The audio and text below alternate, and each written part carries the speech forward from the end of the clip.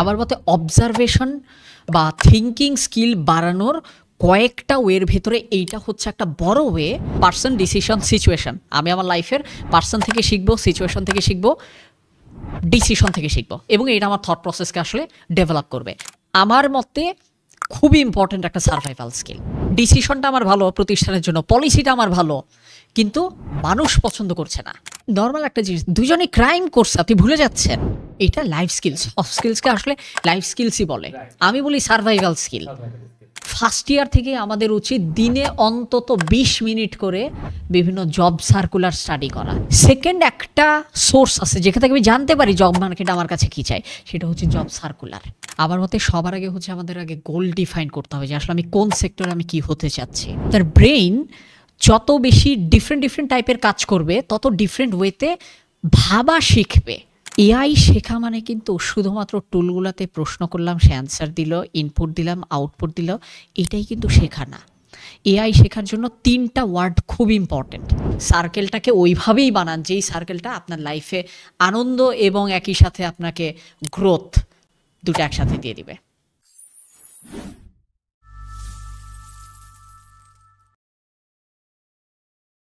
সীমান্ত ভাই, আমি আজকে এই পডকাস্টে বসার আগে আপনার অসংখ্য পডকাস্ট আমি দেখে বসছি।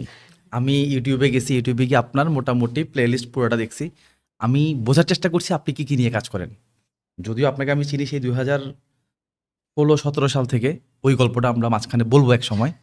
ইন্টারেস্টিং একটা গল্প, আই গেস আমাদের অডিয়েন্স খুব মজা পাবে গল্পটা শুনে।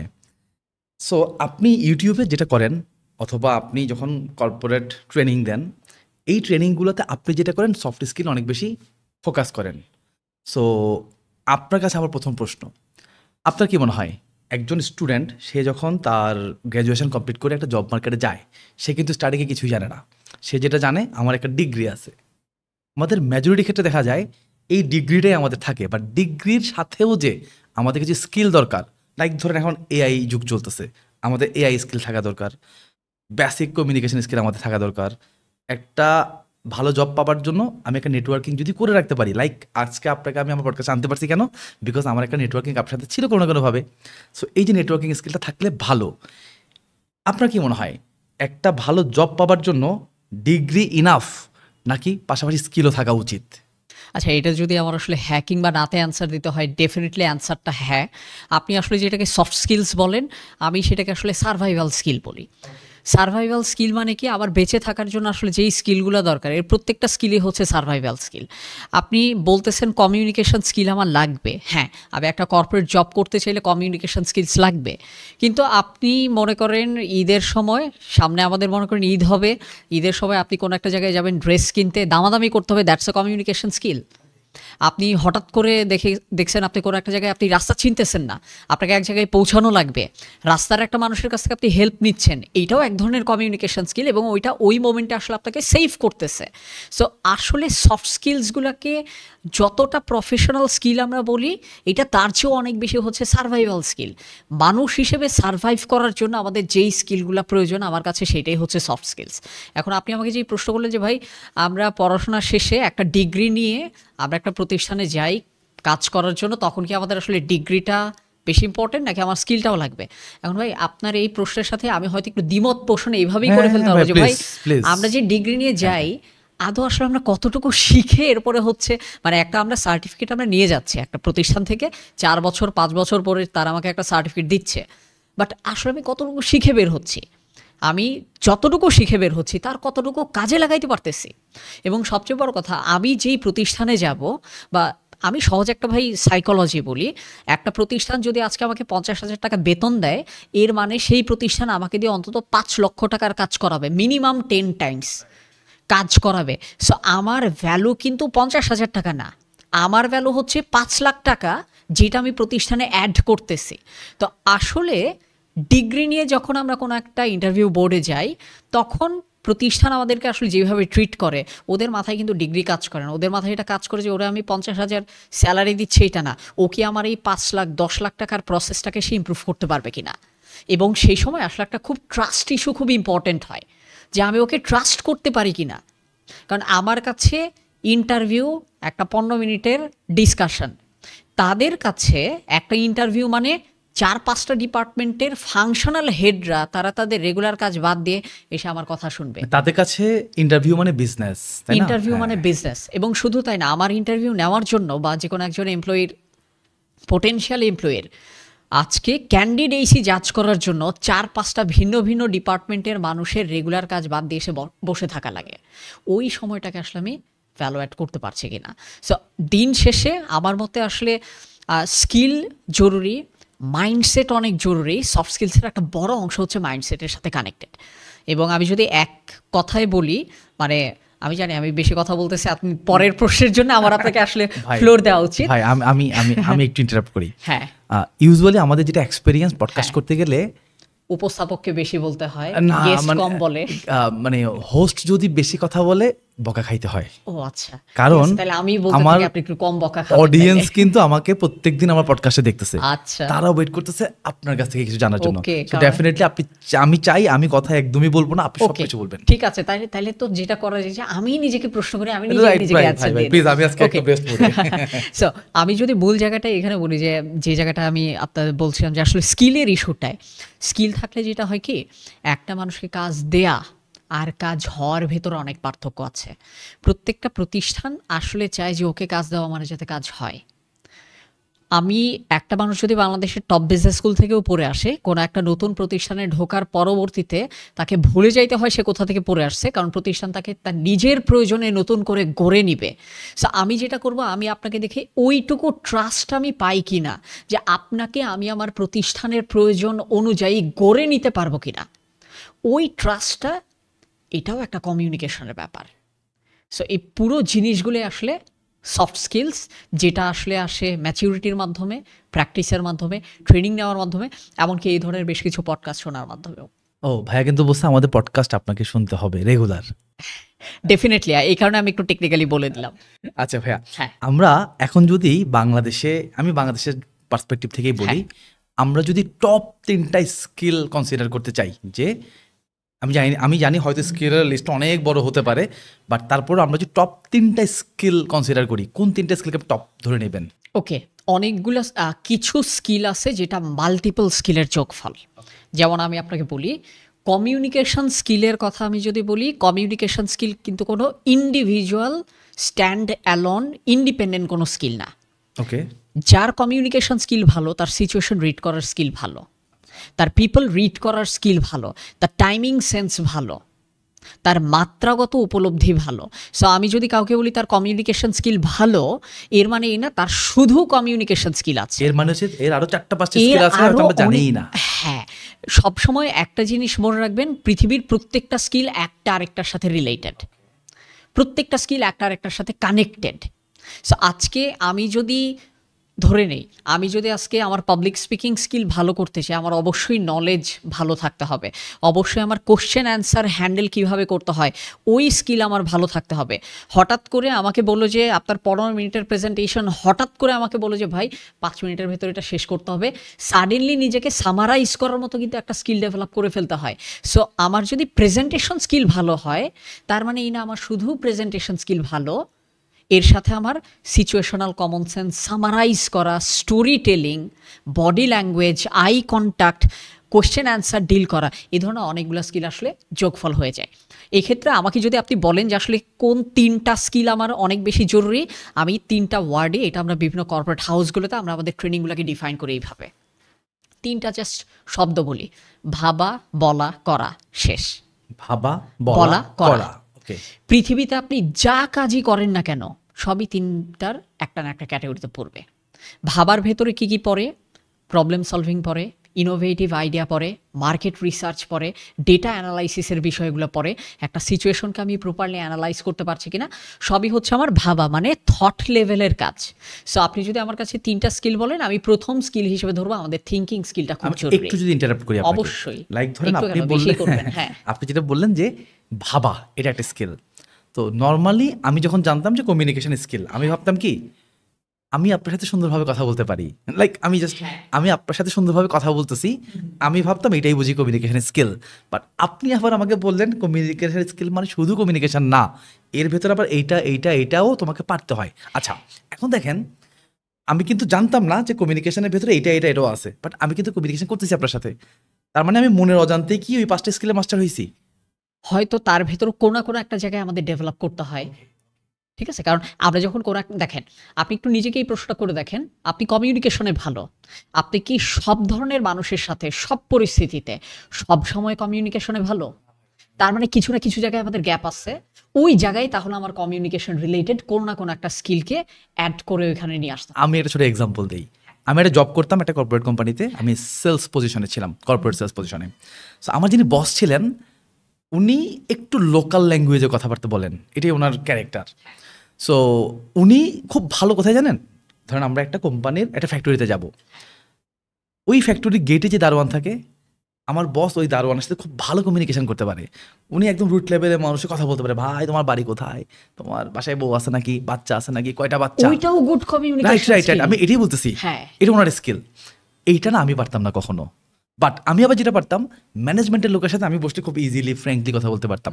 দ্যাট মিনস আমি যেটা মিন করতেছি, হ্যাঁ আমি মনে করি আমি কমিউনিকেশনে ভালো, বাট স্টিল আমার কিন্তু ল্যাকিংস আছে একটা, এখানে আমি পারি নাই কিন্তু, এটাই আই গেস আপনি মিন করতেছেন। এই কারণেই বললাম না যে কমিউনিকেশন স্কিল মানে অনেকগুলো স্কিলের যোগফল, অনেকগুলো স্কিলের যোগ। That আমি ওই ওনার ল্যাঙ্গুয়েজে কথা বলতে পারি কিনা, ওনার মিশতে পারি কিনা, এটাও পার্ট অফ কিন্তু কমিউনিকেশন। এমনকি আপনি নিজেও দেখেন কোনো একটা মানুষের সাথে কমিউনিকেট করার আগে আপনার মুখ কাজ করার আগে আপনার মাথা কাজ করে, সেটাই হচ্ছে ভাবা, সেটাই হচ্ছে থিঙ্কিং।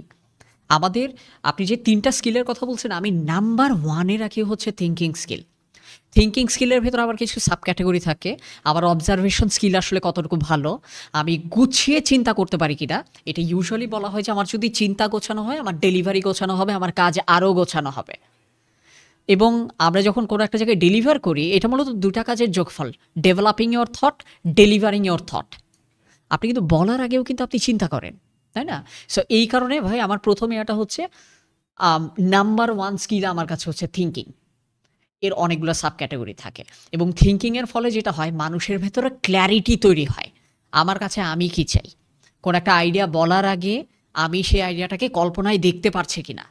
এই যে কল্পনার চোখ দিয়ে একটা কাজ করতে যাওয়ার আগেই ভবিষ্যৎ দেখতে পারা, যে আসলে কাজটা আমার কিভাবে এক্সিকিউটেড হচ্ছে, সবই আমার থিঙ্কিং স্কিলের অংশ। আমি ফার্স্ট স্কিলে অ্যাগ্রি করলাম, তাহলে আমি এখন এই স্কিলে মাস্টার হতে চাই, আমার কি করতে হবে? ওকে, ফ্যান্টাস্টিক। তাহলে এই স্কিলটাকে এখন আপনার ছোট ছোট করে ভাগ করে নিয়ে আসতে হবে যে আপনি নলেজটাকে কোথায় কিভাবে অ্যাপ্লাই করবেন। আপনি যদি আপনার থিঙ্কিং স্কিলটাকে ডেভেলপ করতে চান, আপনার প্রথম কাজ আগে ওয়ার্কিং ফিল্ড বের করা, যে আপনাকে আসলে ইউজুয়ালি কোন সেক্টরে কাজ করতে হয়, কোন ধরনের কাজ করতে হয়, কোন ধরনের প্রোডাক্ট নিয়ে কাজ করতে হয়, কোন ধরনের মানুষের সাথে কাজ করতে হয়। সো এইটা যখন আপনি ভাববেন, এর পরবর্তীতে আপনি ছোট ছোট করে আপনি অবজার্ভ করা শুরু করবেন। আমি একটা ছোট্ট এক্সাম্পল দিই, তাহলে আপনি বুঝতে পারবেন, যে কেউ এটাকে আসলে অ্যাপ্লাই করতে পারবে, যে আমি আসলে আমার পিপল স্কিল বলেন বা কমিউনিকেশন স্কিল, এটাকে থিঙ্কিংয়ের মাধ্যমে আসলে কিভাবে ডেলিভার করি। আপনার অবশ্যই এমন অনেক আত্মীয় স্বজন বা বন্ধুবান্ধব কেউ আছে যে আপনি যদি খুব হতাশ থাকেন, মাঝে মাঝে তার সাথে কথা বলেন, মন ভালো হয়ে যায়। তখন একটু জিজ্ঞেস করেন তার কথার ভেতরে কোন বৈশিষ্ট্য আছে যেটার কারণে আপনার মন ভালো হয়ে গেছে। আমি যদি নিজেকে জিজ্ঞাসা করি, লাইক আমার একটা ফ্রেন্ড আছে রকিব, আমি যখনই কোনো পার্সোনাল প্রবলেমে পড়ি, ফাইন্যান্সিয়াল প্রবলেমে পড়ি, ওর সাথে শেয়ার করি।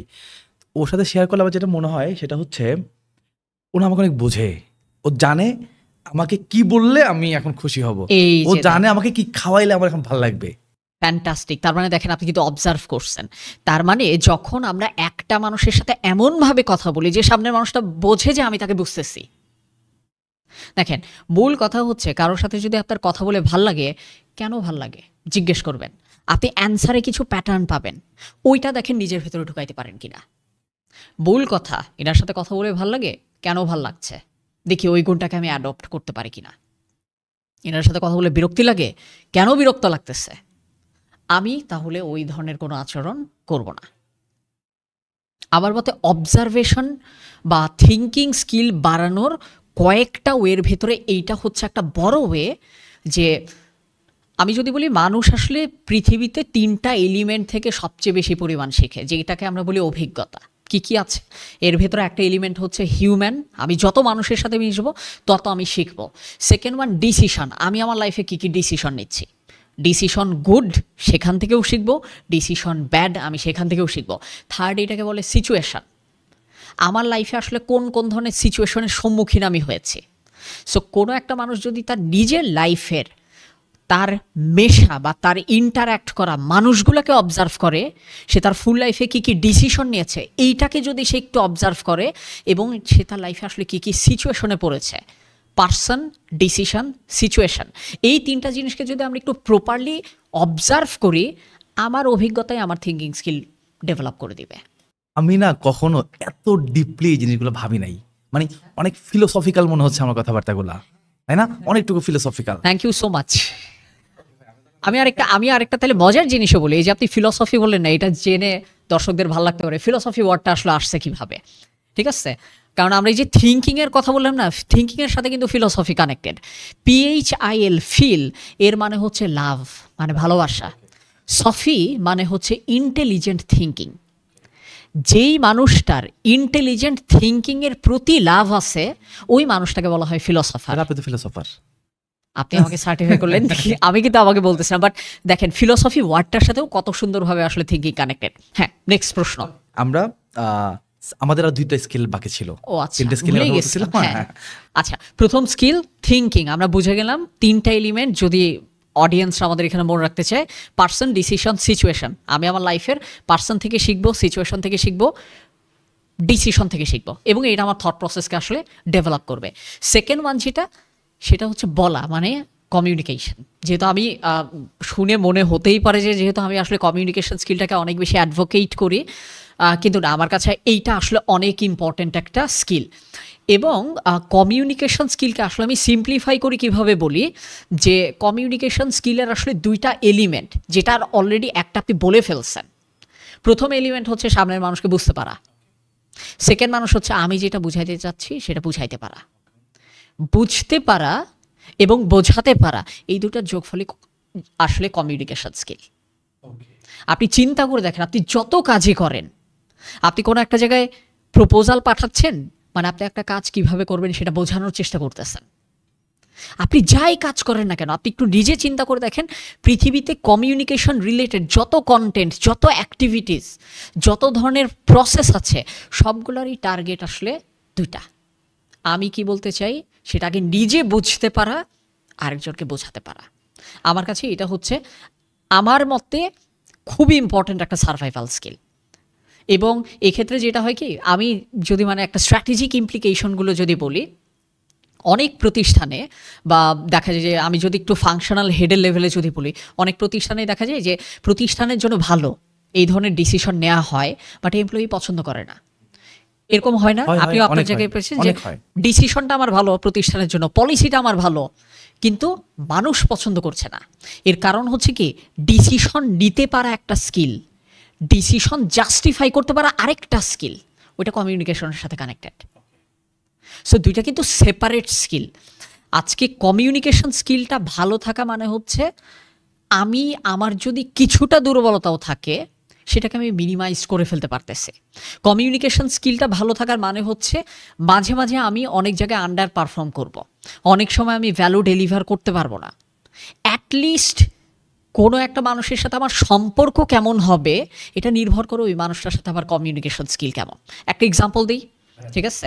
মানে আমি আমার এক্সাম্পল দিতে খুব পছন্দ করি। মনে করেন আপনার প্রতিষ্ঠানের ভেতরে 2টা এমপ্লয়ি আছে, 2টা এমপ্লয়ি আপনার মনে করেন কিছু একটা অনিয়ম করছে, কিছু একটা চুরি করছে, 2জনই ধরা খাইছে, 2জনে আপনার সামনে বসে আছে। একজন বলে যে রাসেল ভাই, আমি তো আসলে এইটা যে এই কাজটা করতে গিয়ে যে ধরা খেয়ে যাব, আমি আসলে বুঝি নাই ভাই, এটা আসলে আমার করা ঠিক হয় নাই, আমি খুব লজ্জিত। একজনের স্টেটমেন্ট আপনার সামনে এইভাবে। আরেকজন এইভাবে বললো যে রাসেল ভাই, এটা আসলে আমার ভুল হয়ে গেছে, আপনি যদি পারেন আমাকে ক্ষমা করে দিয়েন, আমি আর সেকেন্ড টাইম এটা রিপিট করব না, আর যদি পারেন আমাকে একটু অ্যাকসেপ্ট করেন, কারণ আমি অনেক কিছু শিখছি এই প্রতিষ্ঠান থেকে, আমি চাই এই প্রতিষ্ঠানে কিছু দিতে। আপনি যদি চান আমি তাহলে আবার নতুন করে এই প্রতিষ্ঠানে কিছু দেওয়ার সুযোগ পাবো, আশা করি আমাকে আপনি অ্যাকসেপ্ট করবেন। 2টা মানুষ একই অপরাধ করছে, 2জন জবানবন্দি দিছে, কার প্রতি আপনার সিম্প্যাথি বেশি কাজ করবে? কেন? অনেক বেশি ইলাবোরেট করছে, অনেক রিফ্লেক্সিটি দেখাইছে, রিফ্লেক্সিটি কিছু দেখাইছে, তারপর হচ্ছে সে এমপ্যাথি যোগ করার চেষ্টা করছে, একটু ইমোশন কানেক্ট করছে, নর্মাল একটা জিনিস, দুজনই ক্রাইম করছে, আপনি ভুলে যাচ্ছেন। Right right.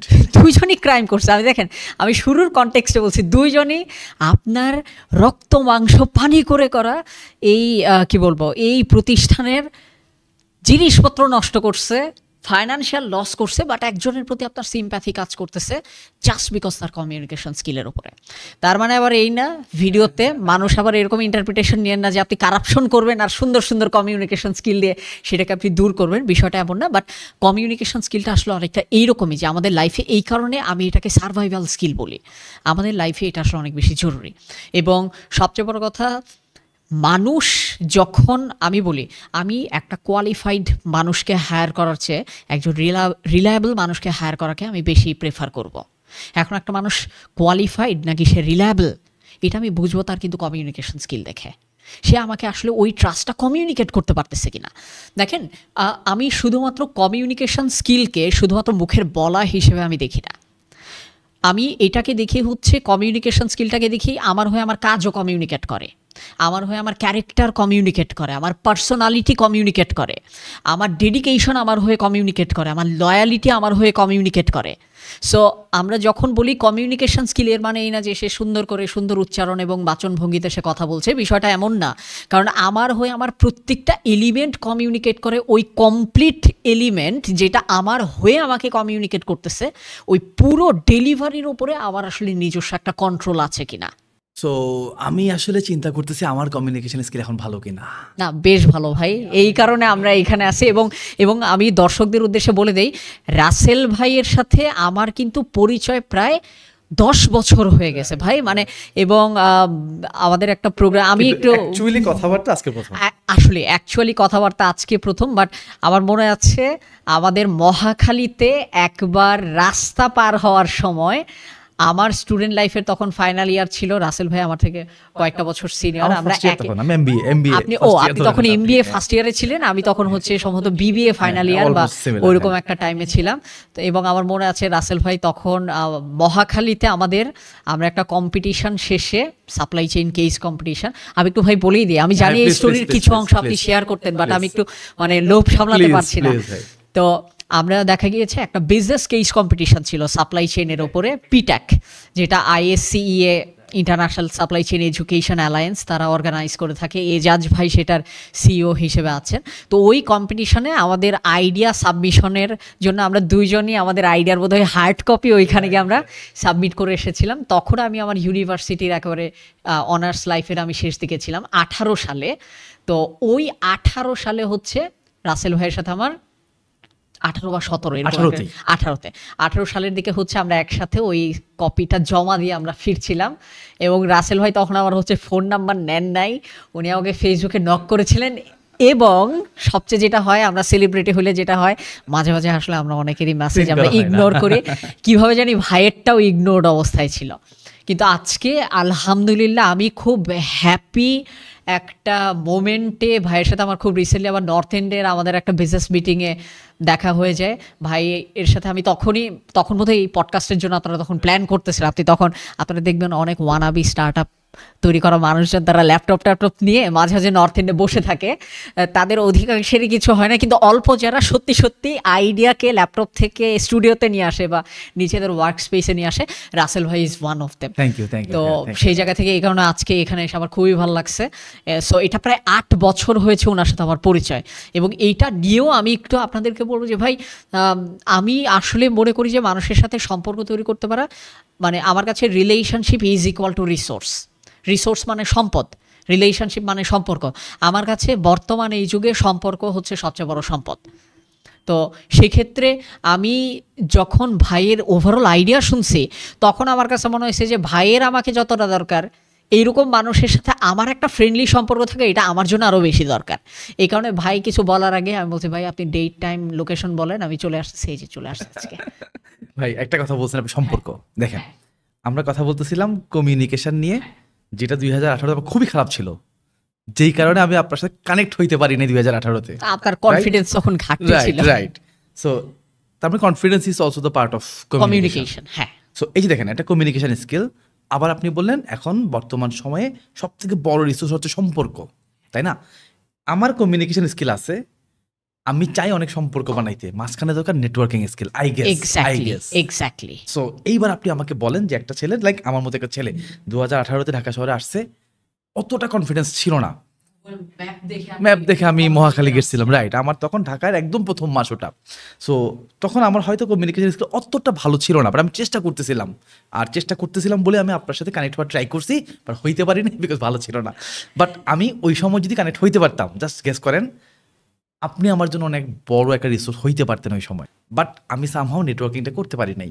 এই যে আমি করতে পারিনি, এটা আমার দুর্বলতা ছিল। সো আমি চাই আমাদেরকে যারা শুনতেছে এইটা যেন, এই ভুলটা যেন তারা না করে। সো এখন আপনি আমাদেরকে বলবেন নেটওয়ার্কিংয়ের ফান্ডাটা আসলে কি।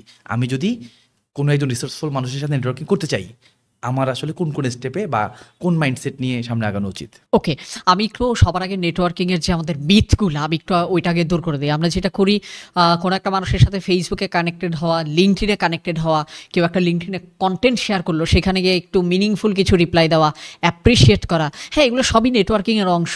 এবং আমি যদি একটু সারফেস লেভেলে না গিয়ে আমি যদি একটু ম্যাচিওর্ড আপনাকে ডেলিভারি দেই, তাহলে যেটা হবে, আজকে আমি যদি খুবই ইয়াং একটা ছেলে হই, কোনো একটা সিওর সাথে যদি আমি নেটওয়ার্কিং করতে চাই, সিও অবশ্যই আমার সাথে হেসে হেসে কথা বলবে, বাট এর মানে এই না আমার একটা নেটওয়ার্কিং হয়ে গেছে।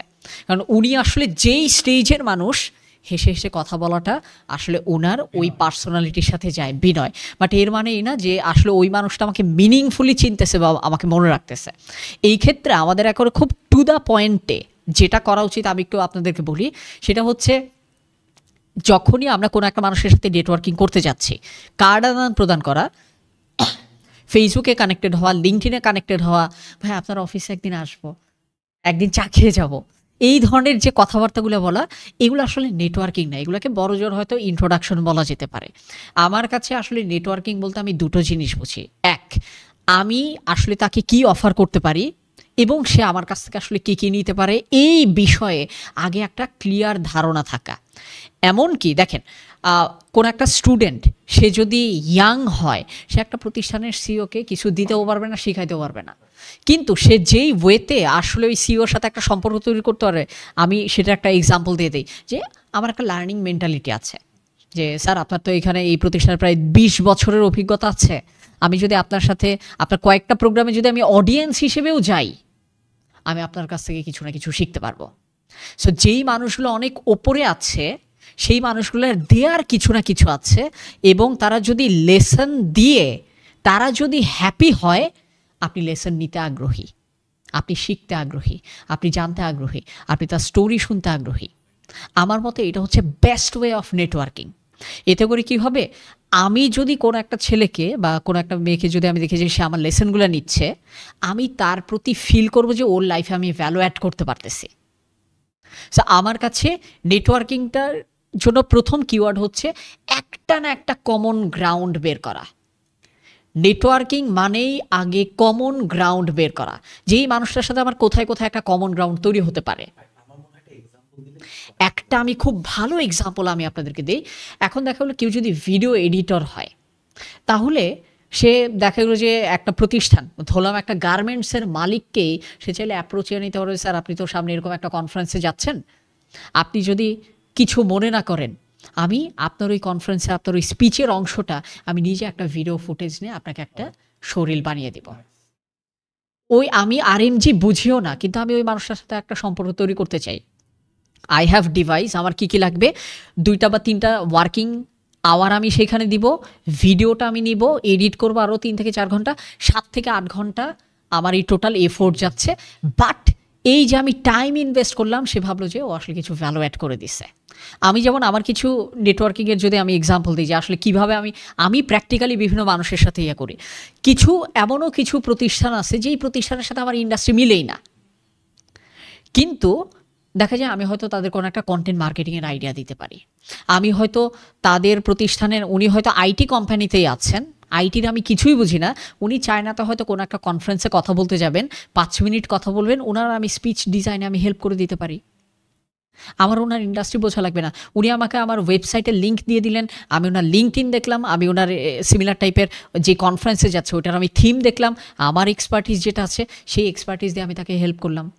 ভুল কথা, আমি যদি একটা শব্দে বলি, ভুল কথা হচ্ছে আমি মিনিংফুল নেটওয়ার্কিংয়ের জন্য আমি সামনের একটা মানুষকে দেখে চিন্তা করি আমি তার কোথায় ভ্যালু অ্যাড করতে পারবো।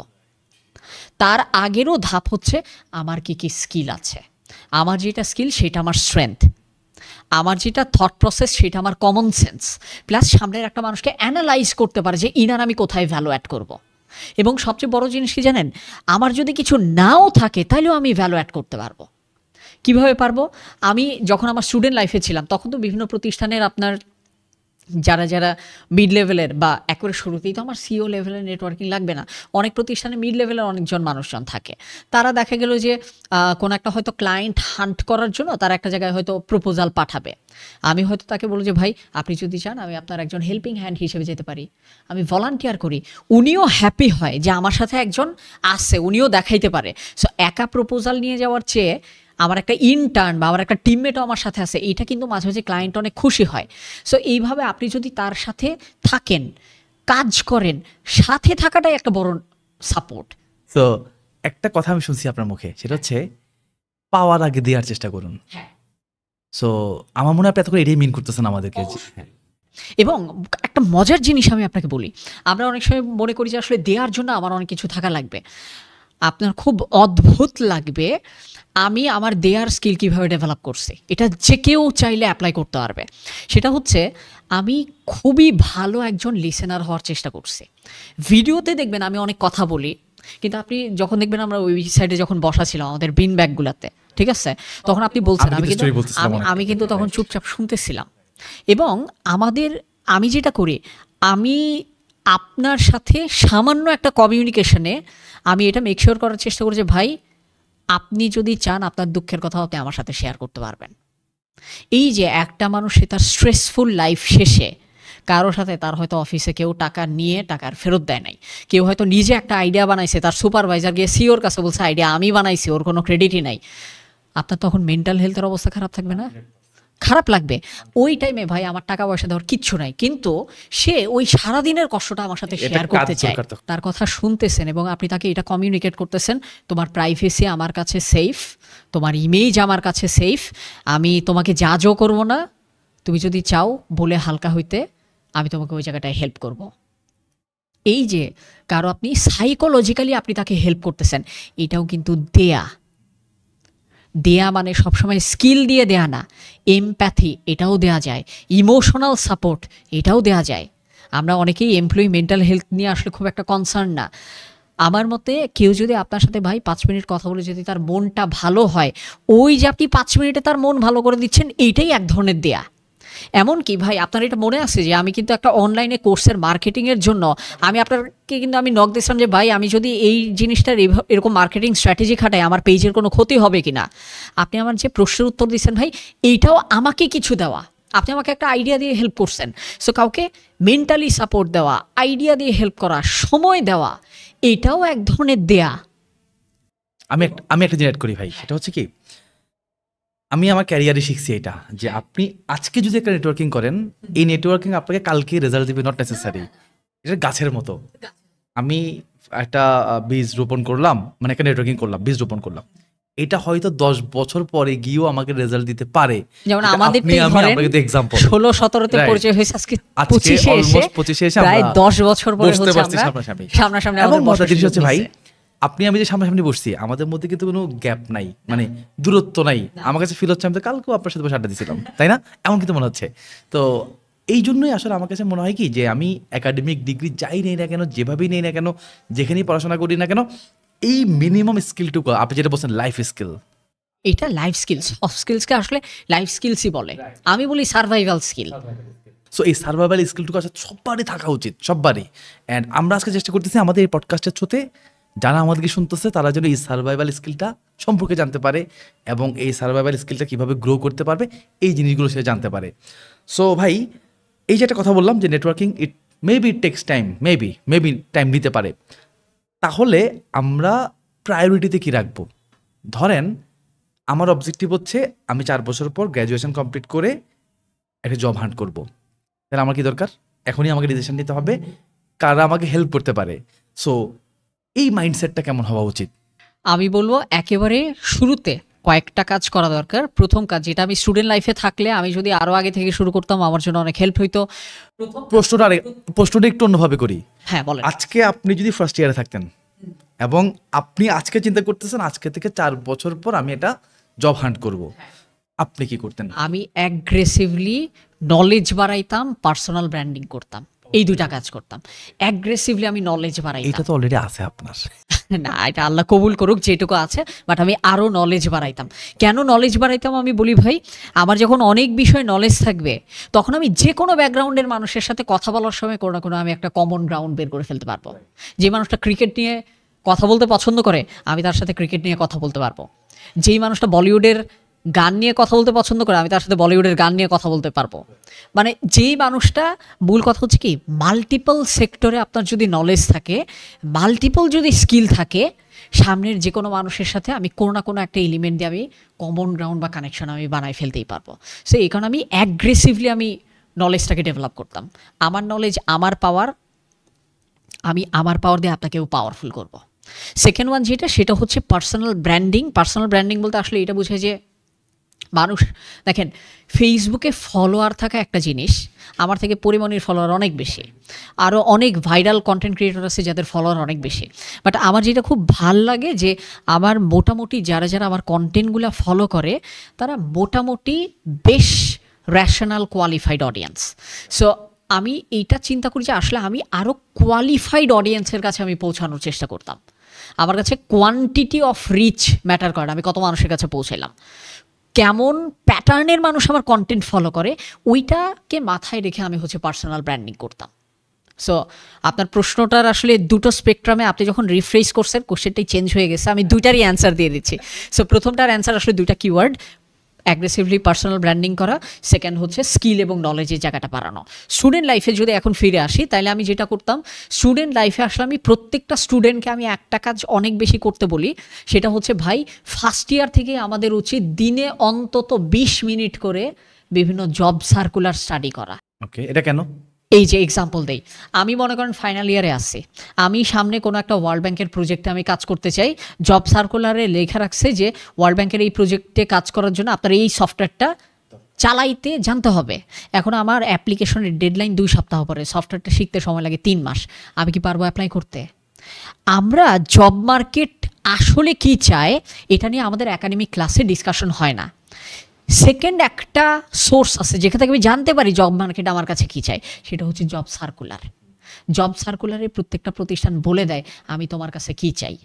সো আমার কথা হচ্ছে ভাই, এই সার্কুলারগুলা আমি যদি ফার্স্ট ইয়ারে পড়ি তাইলে না আমি এখন থেকে স্কিলগুলা শিখে শিখে ফাইনাল ইয়ারে গিয়ে যখন আমি অ্যাপ্লাই করব তখন আমি পলিশড অবস্থায় থাকব। আদারওয়াইজ ফাইনাল ইয়ারে আসি, দেখেন ভাই কি হয়, ফাইনাল ইয়ারে আসি, আমার বয়স এখন 24-25, যদি ধরে নেই যে সেশন জ্যাম পড়ছে, এখন আমি যারে পছন্দ করি ওরও বয়স যদি এটার কাছাকাছি কিছু হয়, তার বাসায় কয়দিন পর পর বিয়ের প্রস্তাব আসবে, যাদের প্রসপেক্টিভ পাত্র আমার থেকে আরও 5-7 বছরের বড় এবং তারা ক্যারিয়ারে অনেক দূর আগায় গেছে। আমার বাসার বাবা মা, আমার যখন বয়স 24-25, আমার বাসার বাবা মার অবশ্যই বয়স হবে 50 থেকে 60-এর ব্র্যাকেটে, তারা অসুস্থ হইতেছে। আমারে ফার্স্ট ইয়ারে ইজি কোর্স পড়াইতো, সেকেন্ড ইয়ারে একটু মিডিয়াম কোর্স পড়ায়, থার্ড ইয়ারে একটু কঠিন পড়ায়, ফাইনাল ইয়ারে আমার সবচেয়ে কঠিন কঠিন কোর্সগুলো পড়াইতেছে। সো আমি যখন ফাইনাল ইয়ারে আসি তখন আমি ওই টাফ কোর্স পড়বো নাকি চাকরি খুঁজবো নাকি বাসার কথা চিন্তা করব নাকি প্রিয়ার কথা চিন্তা করবো? আপনি বলে দিয়েছেন, কারণ বোঝা যাচ্ছে আপনি আপনার জীবন থেকে একটা খুব ভালো ভ্যালু অ্যাডিশন করে দিয়েছেন এই জায়গায়। সো এইখানে ভাই, এই কারণে ফাইনাল ইয়ারে অনেক সময় চাইলেও কিন্তু ভাই স্কিল ডেভেলপ করা যায় না। ওই টাইমে আপনি ভাই দেখলেন আপনার ডিজায়ার্ড জবের জন্য বা ডিজায়ার্ড কোম্পানির জন্য বা ফাংশনাল এরিয়ার জন্য যেই স্কিলগুলো দরকার তার অধিকাংশই আপনি ডেভেলপ করেন নাই। অ্যাপ্লিকেশনের 1 সপ্তাহ আগে আপনি বসে স্কিল ডেভেলপ করতে পারবেন? সম্ভব না। এই কারণে আমি বলি যে আজকে আমি ফার্স্ট ইয়ারে আসছি, আমার সপ্তাহে আমি ওয়ার্ল্ড ব্যাংকের প্রজেক্টে কাজ করব, ওকে আমি এখন থেকে আমি ওয়ার্ল্ড ব্যাংকের বিভিন্ন সার্কুলারগুলো স্টাডি করি। যত আমি সার্কুলার স্টাডি করব তত 4 বছর পরে ওই প্রতিষ্ঠান আমার কাছে কী চাবে হালকা হলেও আমার ধারণা থাকবে। 4 বছর পর আমি জিরো স্কিল নিয়ে অ্যাপ্লিকেশনের সিভি লিখতে বসবো না, এখন থেকে আমি জানবো।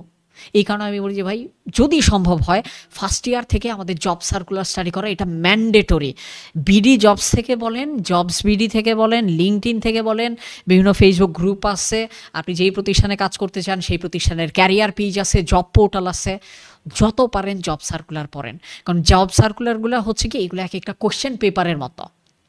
পরীক্ষার হলে গিয়ে আল্লাহ এই কোশ্চেন একটাও কমন পড়ে নাই, ওই ফিলিংস হওয়ার চেয়ে ভাই আপনি এখন থেকেই জব সার্কুলারগুলো দেখতে থাকেন, যাতে 4 বছর পরে হ্যাঁ অবশ্যই কিছু আপডেটেড স্কিল আসবে, কিছু নতুন স্কিল আসবে, বাট সব তো চেঞ্জ হয়ে যাবে না। অ্যাটলিস্ট আপনার যাতে কনফিডেন্স কাজ করে যে হ্যাঁ এই জব সার্কুলারে যা যা স্কিল চাইছে 70 থেকে 80% আমার আছে।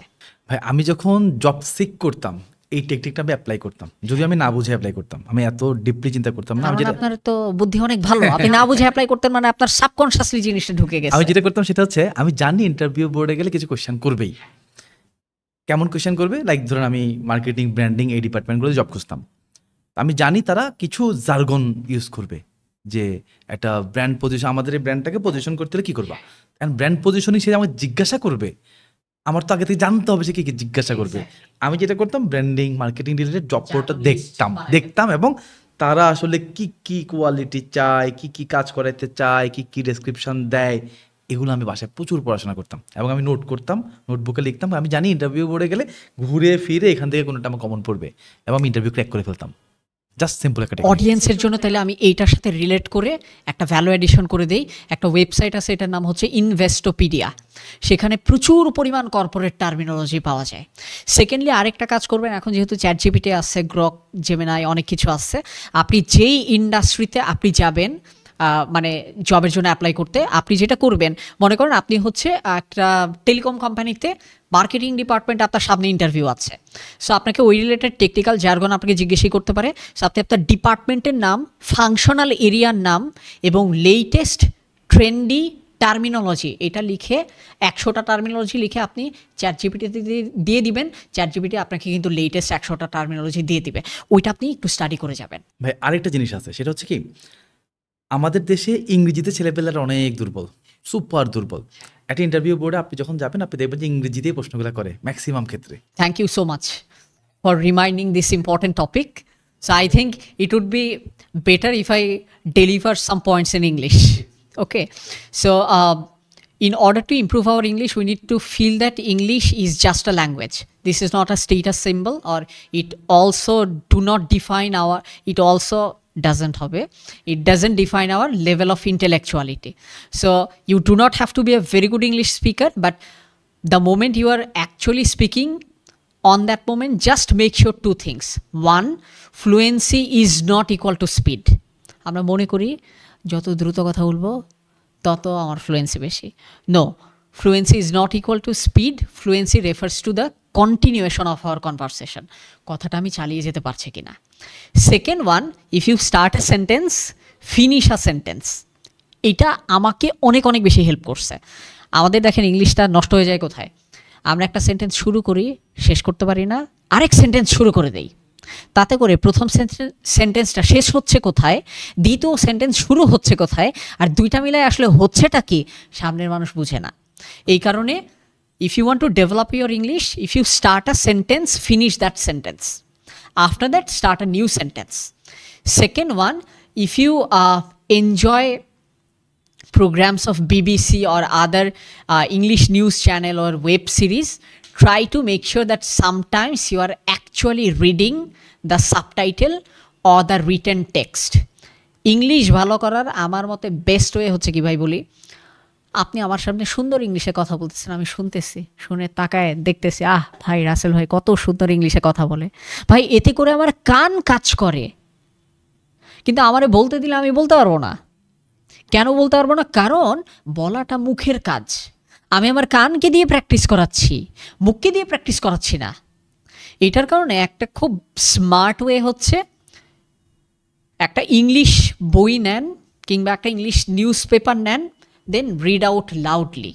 এতে করে যেটা হবে আপনার ভোকাল কর্ড অনেক অনেক বেশি হ্যাবিচুয়েটেড হবে ইংলিশ ওয়ার্ডগুলোর সাথে। আমাদের অনেকেই আছে ভাই মাথায় করে আইএলটিএস 9 লেভেলের ইংলিশ রয়েছে, বাট ডেলিভারি আমরা দিই 5-6 ওই লেভেলে। সো আমার কথা হচ্ছে যে এইটার জন্য যেটা করতে হয়, আমাদের আসলে ভোকাল কর্ডের প্র্যাকটিসটা করতে হয়। দুটো জিনিস আমরা একটু মাথায় রাখলে যেটা সবচেয়ে বেটার, যারা স্টুডেন্ট আছেন please try to attend as many debate and business competitions as possible. এর উপরে কিছু নাই।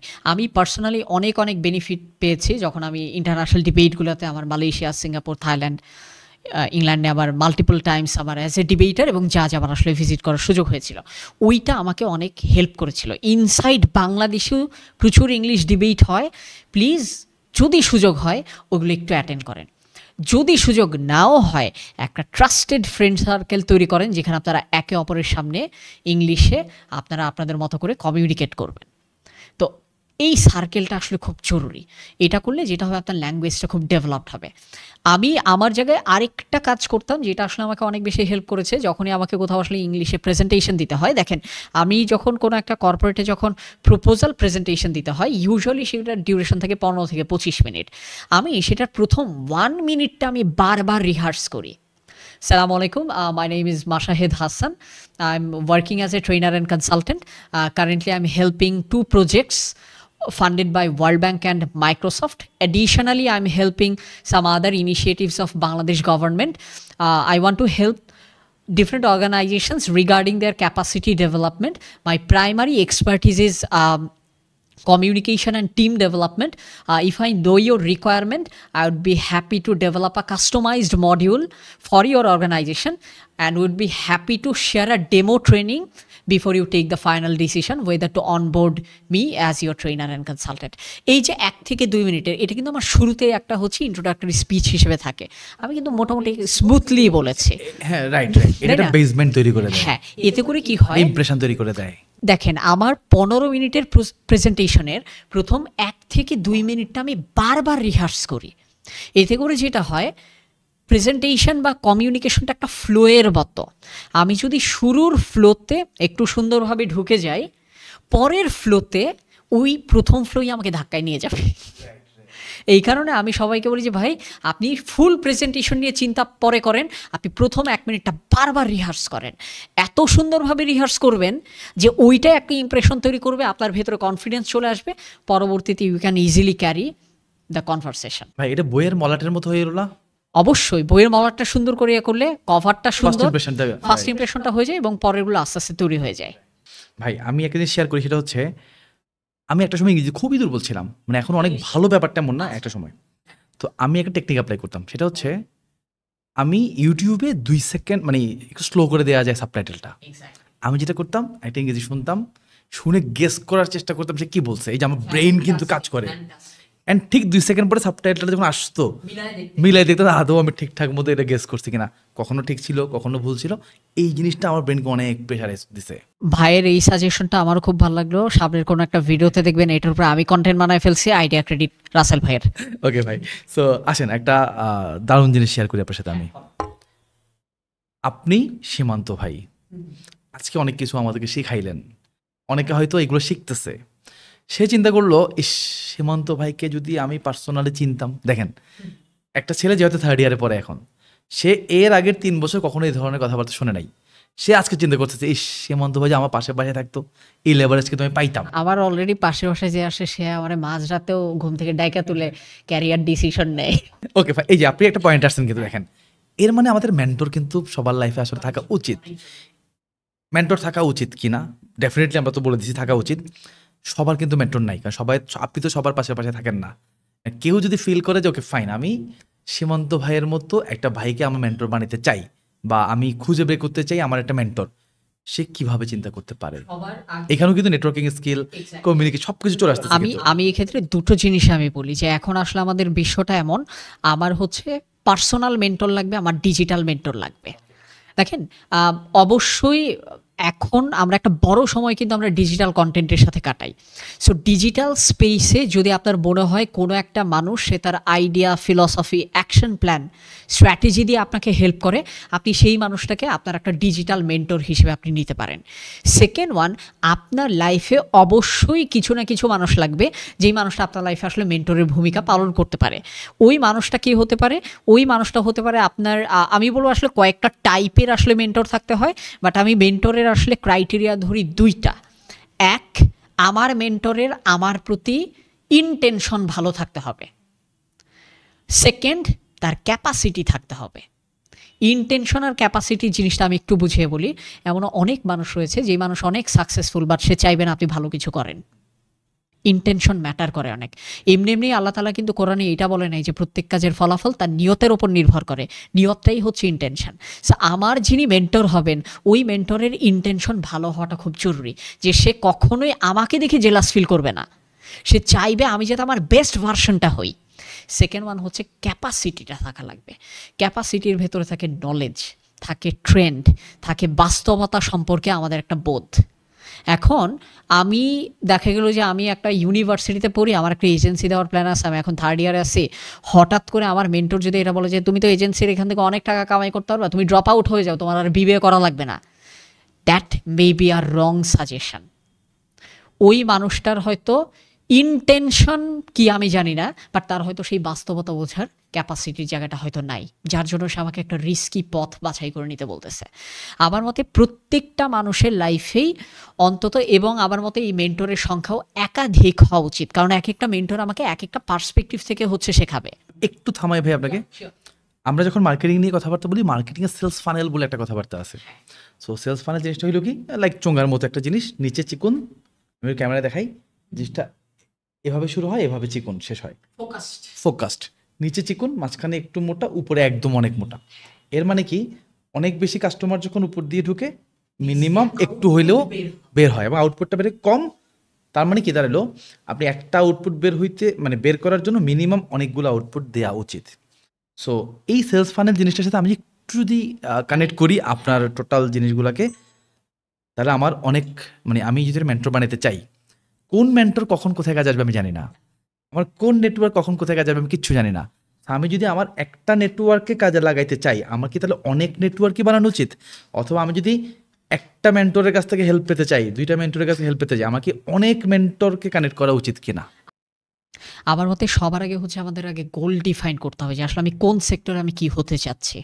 ঠিক আছে, সো আমি যেই সেক্টরে বড় কিছু হতে চাই, সিমিলার সেক্টরে অলরেডি প্রুভেন, ট্রাস্টেড এবং টেস্টেড একটা মানুষ যে সিমিলার সাকসেসটা অ্যাচিভ করেছে, অ্যাটলিস্ট সে পথটা চেনে, এইরকম মানুষের মধ্য থেকে মেন্টর বের করা হচ্ছে সবচেয়ে বেশি ইফেক্টিভ হয়, রেলেভেন্ট হয়। কারণ আমি যেই লাইনে যেতে যাচ্ছি সে একই লাইনে আসলে সে হেঁটে আসছে। সেকেন্ড, এর পাশাপাশি আমাদেরকে আসলে কিছুটা ডাইভার্সিফাইও করতে হয়। যেমন আপনাদের খুব অদ্ভুত লাগবে জেনে, অভিনব বিন্দ্রা নামে ইন্ডিয়ার একজন শুটার আছে। শুটার বলতে আসলে সে অলিম্পিকে গোল্ড মেডেল পেয়েছিল। সে অলিম্পিকের গোল্ড মেডেল পাওয়ার পরবর্তীতে সে কিন্তু মূলত শুটার, বাট পরবর্তীতে ইন্ডিয়ান অ্যাথলেটিক্স টিমের তাকে কোচ করে। কেন? কারণ তার শুটিংয়ের জন্য তার যেভাবে ফোকাস রাখতে হয়েছে, ওই ফোকাসের লেসনটা, যে কিনা রানার দৌড়াচ্ছে, যে কিনা বর্ষা নিক্ষেপ করছে, যে কিনা সুইমিংয়ে আছে, তার ওই ফোকাসের লেসনটা আসলে কিভাবে পেতে পারে। ফিল্ড আলাদা। একজন রাইফেল শুটার, তারও রাইফেল শুটিং করতে গিয়ে শেখা ফোকাসের নলেজটা একজন রেসার বলেন, অন্য স্পোর্টসের যে পার্সোনালিটি আছে তাদেরও কাজে লাগছে। এই কারণে আমার 2 ধরনের মেন্টরই মাল্টিপল দরকার, যে আমার পথ চিনে আমাকে পথ দেখাবে, আর ভিন্ন কিছু মেন্টর যারা কিনা আসলে আমাকে পার্সপেক্টিভ দিয়ে হেল্প করবে। সো এবং এই ক্ষেত্রে যেটা করতে হয় কি, একটা জিনিস মনে রাখবেন ভাই, আমি যেটা আমার লাইফে শিখেছি, যে আজ থেকে 17-18 দিকে আমার যেই মেন্টর আমাকে গাইড করতে পারতো, 19-এ সেম মেন্টর আমাকে নতুন ভ্যালু অ্যাড করতে পারতেছে না। আমার এখন নতুন মেন্টর খোঁজার সময় হয়ে গেছে। একটা মানুষ সারা জীবনের জন্য আমার মেন্টর নাও থাকতে পারে যদি না সেই মেন্টর নিজেকে আপগ্রেড করে, বা তার সাথে আমারও লাইফে কোনো একটা ডাইভার্সিটি চলে আসতে পারে, নতুন একটা এভিনিউ চলে আসতে পারে। ওই টাইমে sometimes we need to change our mentor. এবং এটাও খুব স্বাভাবিক। বাট একটা জিনিস আমি বলি যে যেই মানুষটা 2015-16-তে আমাকে কিছু না কিছু শিখিয়েছিল, 18-19-এ গিয়ে শেখাতে পারেনি, তার মানে এই না ওই মানুষটাকে আমি অসম্মান করব। ওই মানুষটাও তার সেই শ্রদ্ধার জায়গায় এসে থাকবে। প্লাস আমাকে আরও মেন্টর লাইনে অ্যাড করতে হবে। আমাদের এটা সারা জীবন ব্যাপী আসলে এই ধরনের, এবং মেন্টর মানে যে ফর্মাল মেন্টর সেটাই আনা। আমার এমনও অনেক ফ্রেন্ড আছে যাদের সাথে আড্ডা দিলেই আমি কিছু না কিছু শিখি।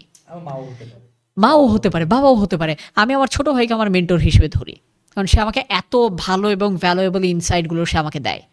সো আমার মতে এমন মানুষের সংস্পর্শে থাকা উচিত যেই মানুষের আমার প্রতি ইন্টেনশন ভালো, তারা চায় আমি গ্রো করি।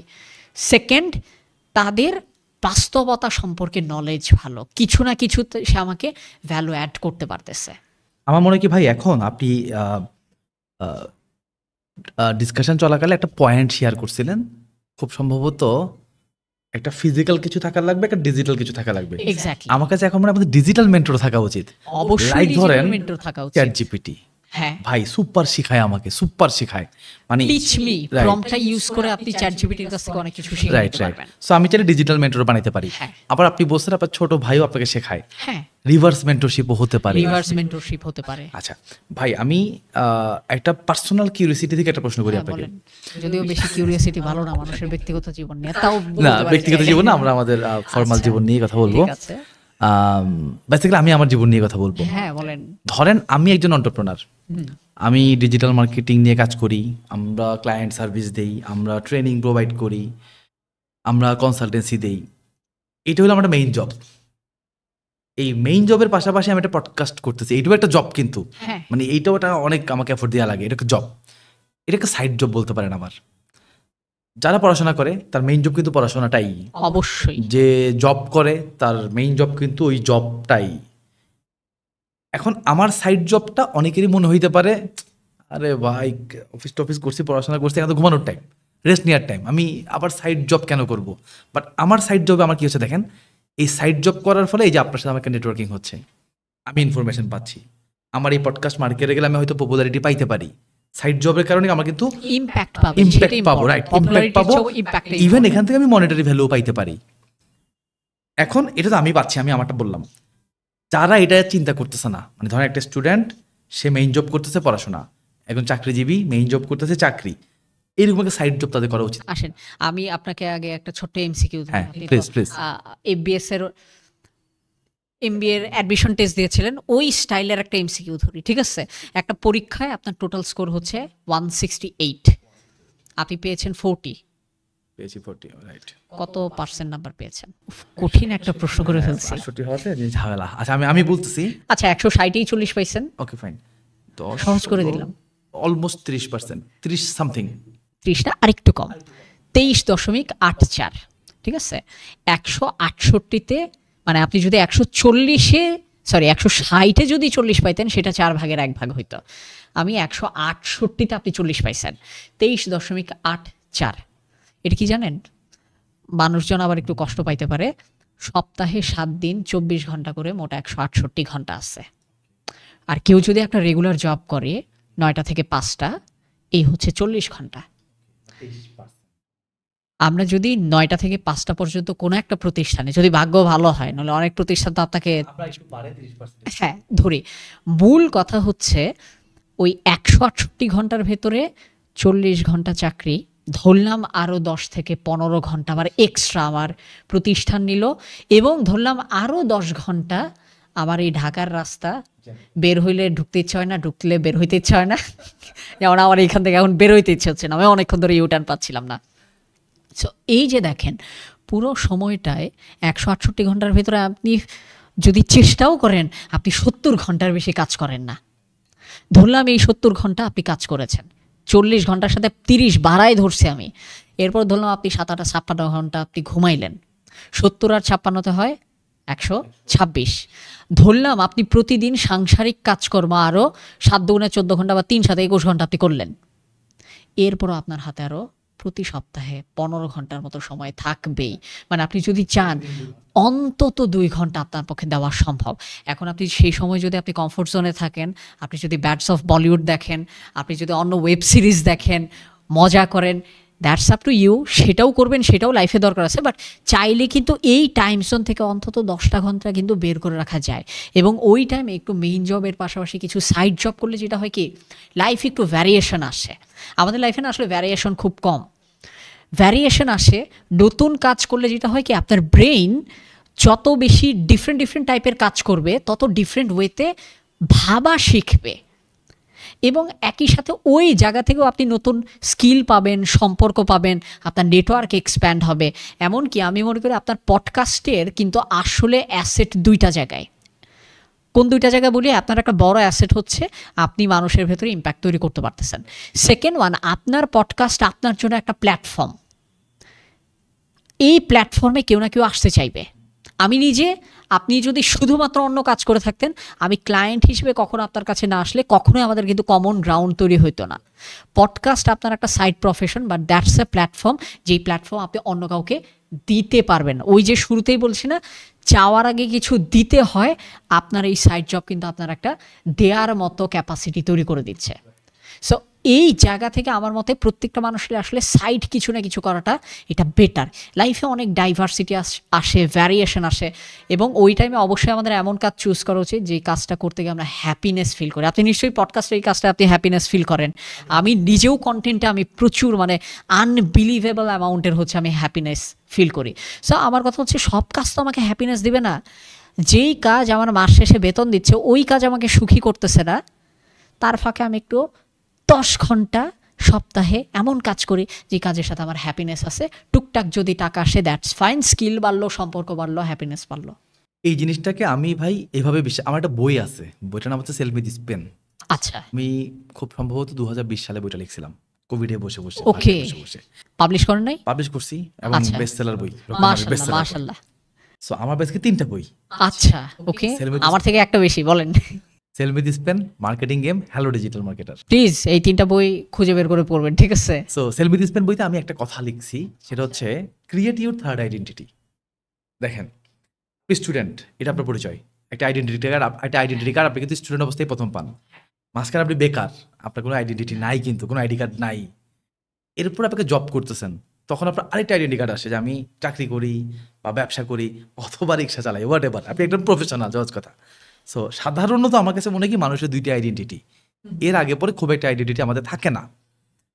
আমি অলওয়েজ বিলিভ করি একটা থার্ড আইডেন্টিটি আপনার ক্রিয়েট করা উচিত। লাইক ধরুন আমি একজন পডকাস্টার, ভাই আমার সব কিছু বাদ, আমার চাকরি বাকরি ব্যবসা পড়ালেখা সব বাদ দেন না, আমি একজন পডকাস্টার, আমি বই লিখছি, তো আমি যে লেখক, অবশ্যই আমি কন্টেন্ট বানাই, তো আমি যে ক্রিয়েটর। দেখেন কতগুলো আইডেন্টিটি কিন্তু তৈরি করে ফেলছি আমরা। প্রতি আইডেন্টিটি এক একটা আলাদা আলাদা স্কিল এবং আলাদা আলাদা ফোকাসড গ্রুপের সাথে আপনাকে কিন্তু কানেক্ট করাই দিচ্ছে। বই আপনাকে পাঠকের কাছে নিয়ে যাবে, পডকাস্ট আপনাকে অডিয়েন্সের কাছে নিয়ে যাবে, মার্কেটিং আপনাকে রিলেভেন্ট ক্লায়েন্টের কাছে নিয়ে যাবে। এখন আমার যেটা প্রশ্ন সেটা হচ্ছে, আমি আমাকে নিয়ে চিন্তা করে আমার আইডেন্টিটি ক্রিয়েট করছি, সবাই তো ভাবতে পারে না।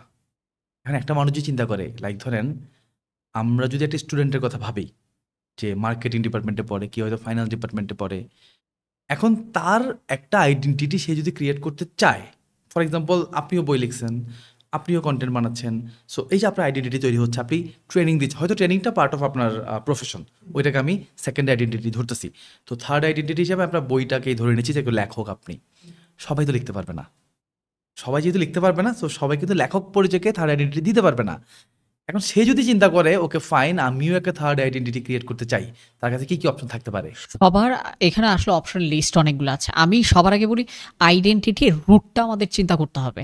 আইডেন্টিটি সামথিং যেটা রিফ্লেক্ট হচ্ছে। রুটটা কি? রুট হচ্ছে কোনো না কোনো একটা স্কিল, এবং সেটা কিন্তু আমাদের শুরুর ডিসকাশনে চলে আসছে। বই আপনি লিখছেন, বই একটা ফাইনাল আউটকাম যেটা মানুষ দেখছে। বইয়ের লেখাটা আসতেছে কোথা থেকে? আপনার থেকে।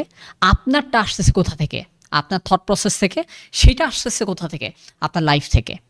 আমার মতে প্রত্যেকটা মানুষেরই আসলে এটা বের করা উচিত যে তার কী কী স্কিল আছে এবং আরও কী কী স্কিল ডেভেলপ করা উচিত। এবং এই ক্ষেত্রে একটা খুব চমৎকার এক্সাম্পল আমি পেয়েছিলাম যে আসলে আমি কিভাবে বুঝবো আমি কিসে ভালো। এই কাজ করতে গেলে এই প্রশ্ন চলে আসে যে আমি আসলে কীভাবে বুঝবো আমি কিসে ভালো। এটা বোঝার একটাই আমার যেটা ছোট্ট স্ট্র্যাটেজি, সেটা হচ্ছে যেই কাজ অন্যদের করতে কষ্ট হয় বাট আমি ইজিলি করে ফেলি, আমি সেই কাজে ভালো। সাডেনলি কোনো একটা কন্টেন্ট আইডিয়া ডেভেলপ করা অন্যদের কষ্ট হবে, আমি ইমিডিয়েটলি করে ফেলতে পারবো। কোনো একটা প্ল্যান ডেভেলপ করা অন্যের সময় লাগবে, আমি খুব দ্রুত করে ফেলতে পারবো। সো আমি এই জায়গাটাই ভালো। আবার দেখা গেল কোনো একটা মানুষের হয়তো পেইন্টিং, যেমন আমার ছবি আঁকা খুবই খারাপ, সো ওই কাজে আমি ভালো না, যে অনায়াসে পারে সে ওই কাজে ভালো। সো প্রত্যেকটা মানুষেরই নিজেকে এই প্রশ্নটা করা উচিত যে এমন কোন কাজ আছে যেই কাজটায় অন্যদের করতে কষ্ট হয় বাট আমি খুব ইজিলি করে ফেলি, দ্যাটস মাই স্ট্রং পয়েন্ট। পরবর্তীতে চিন্তা করতে হবে এই স্ট্রং পয়েন্টটাকে আমি আরও কীভাবে বাড়াবো এবং এইটার মাধ্যমে আমি কোন ধরনের মানুষের সাথে কী কী কানেকশন আমি তৈরি করতে পারি। এই প্রশ্নটাই আমি আরেকবার করতেছি আপনাকে। জি, একজন স্টুডেন্ট আমার কাছে মনে হয় তার থার্ড আইডেন্টিটি ক্রিয়েট করতে পারে এক্সট্রা কারিকুলার অ্যাক্টিভিটি দিয়ে, ফ্যান্টাস্টিক। যেটাতে আপনি ছিলেন ফ্যান্টাস্টিক। হ্যাঁ, আমি ভুলেই আপনাকে গেছি আমি, বলছি, হ্যাঁ। আপনি ছিলেন ফ্যান্টাস্টিক। আচ্ছা, সো আপনি একটু মোটিভেশন দিবেন আমাদের। আমি একটু তাইলে এক্সট্রা কারিকুলার অ্যাক্টিভিটিসগুলোর আমি একটু বেসিক আইডিয়াগুলো বলে দিই, এখান থেকে আউটপুট কি হবে, কি কি করা যায়। তাইলে আমি একটু ডেটা ড্রিভেন কিছু জিনিস আমি আপনাদেরকে বলি। আমি একটু তাহলে আমার এক্সট্রা কারিকুলার স্টোরিটি একটু আপনাদের সাথে শেয়ার করি। আমার আসলে এই সমস্ত বক্তা স্পিকার হওয়ার আসলে আমার কোনো ইচ্ছা ছিল না, আমার আসলে ইচ্ছা ছিল অভিনয় করার, এবং সেক্ষেত্রে আমার অভিনেতা হওয়ার অনেক ইচ্ছা ছিল। জাতীয় শিশু পুরস্কার প্রতিযোগিতা আছে একটা, যেখানে আপনার উপজেলা, জেলা, আঞ্চলিক, জাতীয় পর্যায়ে ওইখানে ফার্স্ট হয়ে গেলে উপজেলায় ফার্স্ট হলে জেলায় নেয়, জেলায় ফার্স্ট হলে অঞ্চলে নেয়, অঞ্চল থেকে জাতীয় পর্যায়ে যে ফার্স্ট হয় সে গোল্ড মেডেল পায়, যে সেকেন্ড হয় সে সিলভার মেডেল পায়, যে থার্ড হয় সে ব্রোঞ্জ মেডেল পায়। সো আমি আবার উপস্থিত অভিনয়ে আমি ন্যাশনালি সিলভার মেডেলিস্ট ছিলাম।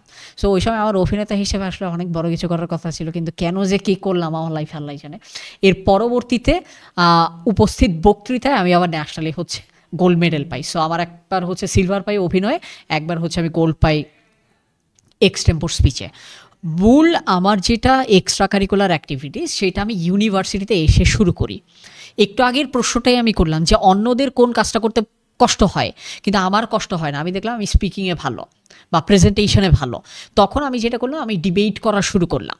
এবং আমি যদি চেকলিস্ট আকারে বলি, বাংলাদেশে আসলে কোন কোন ধরনের মেজর এক্সট্রা কারিকুলার অ্যাক্টিভিটিসে মানুষ অ্যাটেন্ড করতে পারে, সে বাংলা ডিবেট করতে পারবে, ইংলিশ ডিবেট করতে পারবে, বাংলা বারোয়ারি বিতর্ক রয়েছে যেখানে স্টোরি টেলিংয়ের মতো কাজ থাকে, স্টোরি টেলিংয়ের যে কম্পিটিশান বারোয়ারি সেটা সে করতে পারবে, ইংলিশে পাবলিক স্পিকিং সে করতে পারবে, মডেল ইউনাইটেড নেশনস সে করতে পারবে, এটা দেশেও করা সম্ভব, দেশে বাইরেও করা সম্ভব।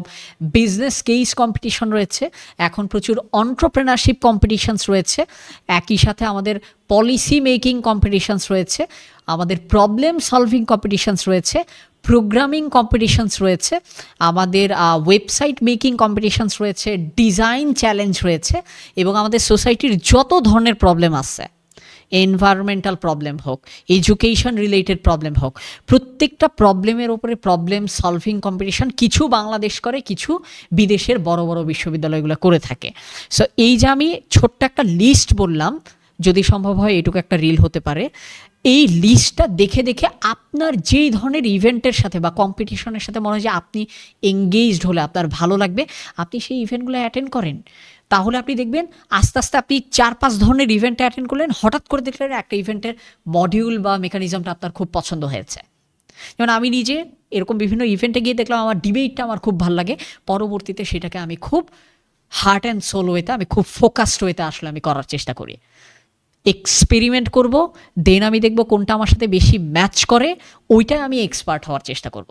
ভাইয়া আমরা অনেক স্কিল শিখলাম আজকে। এখন 2025 সালে একটা ট্রেন্ডি স্কিল আছে, এআই স্কিল। আপনাকে মনে হয় না যে এত স্কিলের পাশাপাশি আমরা যদি এআই এর সাথে আমাদেরকে কানেক্ট করতে না পারি তাহলে আমরা আবার পিছিয়ে যাচ্ছি? এটা ডেফিনেটলি। এবং আমি যদি একটু অভিজ্ঞতার কথা বলি, আমার নিজের কিন্তু মাইক্রোসফটের যেটা গ্লোবাল এআই ট্রেডিং প্রজেক্ট, যেটা নেটকম লার্নিং বাংলাদেশ, তারা তাদের জায়গা থেকে এক্সিকিউট করছে। আমি বাংলাদেশ এর ওই প্রজেক্টে আমি কিছু ট্রেডিং এবং কনসাল্টিং সাপোর্ট আমি দেওয়ার সুযোগ পেয়েছি। এআইটাকে আমরা অনেক বেশি কমপ্লিকেটেড করে ফেলছি।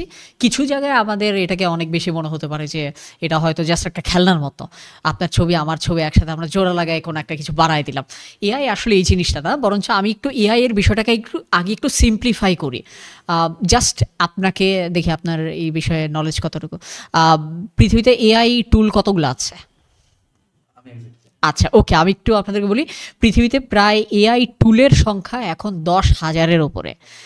মানে এগুলো বিভিন্ন ফাংশনাল এআই বলা হয়, এগুলোকে মানে বিভিন্ন ধরনের যে এআইগুলো আছে তাদের ভিতরে মোটামুটি 2 থেকে 2,500-কে ধরা হয় যে মোটামুটি কোনো না কোনো টাস্ক ভালো মতো করতে পারবে।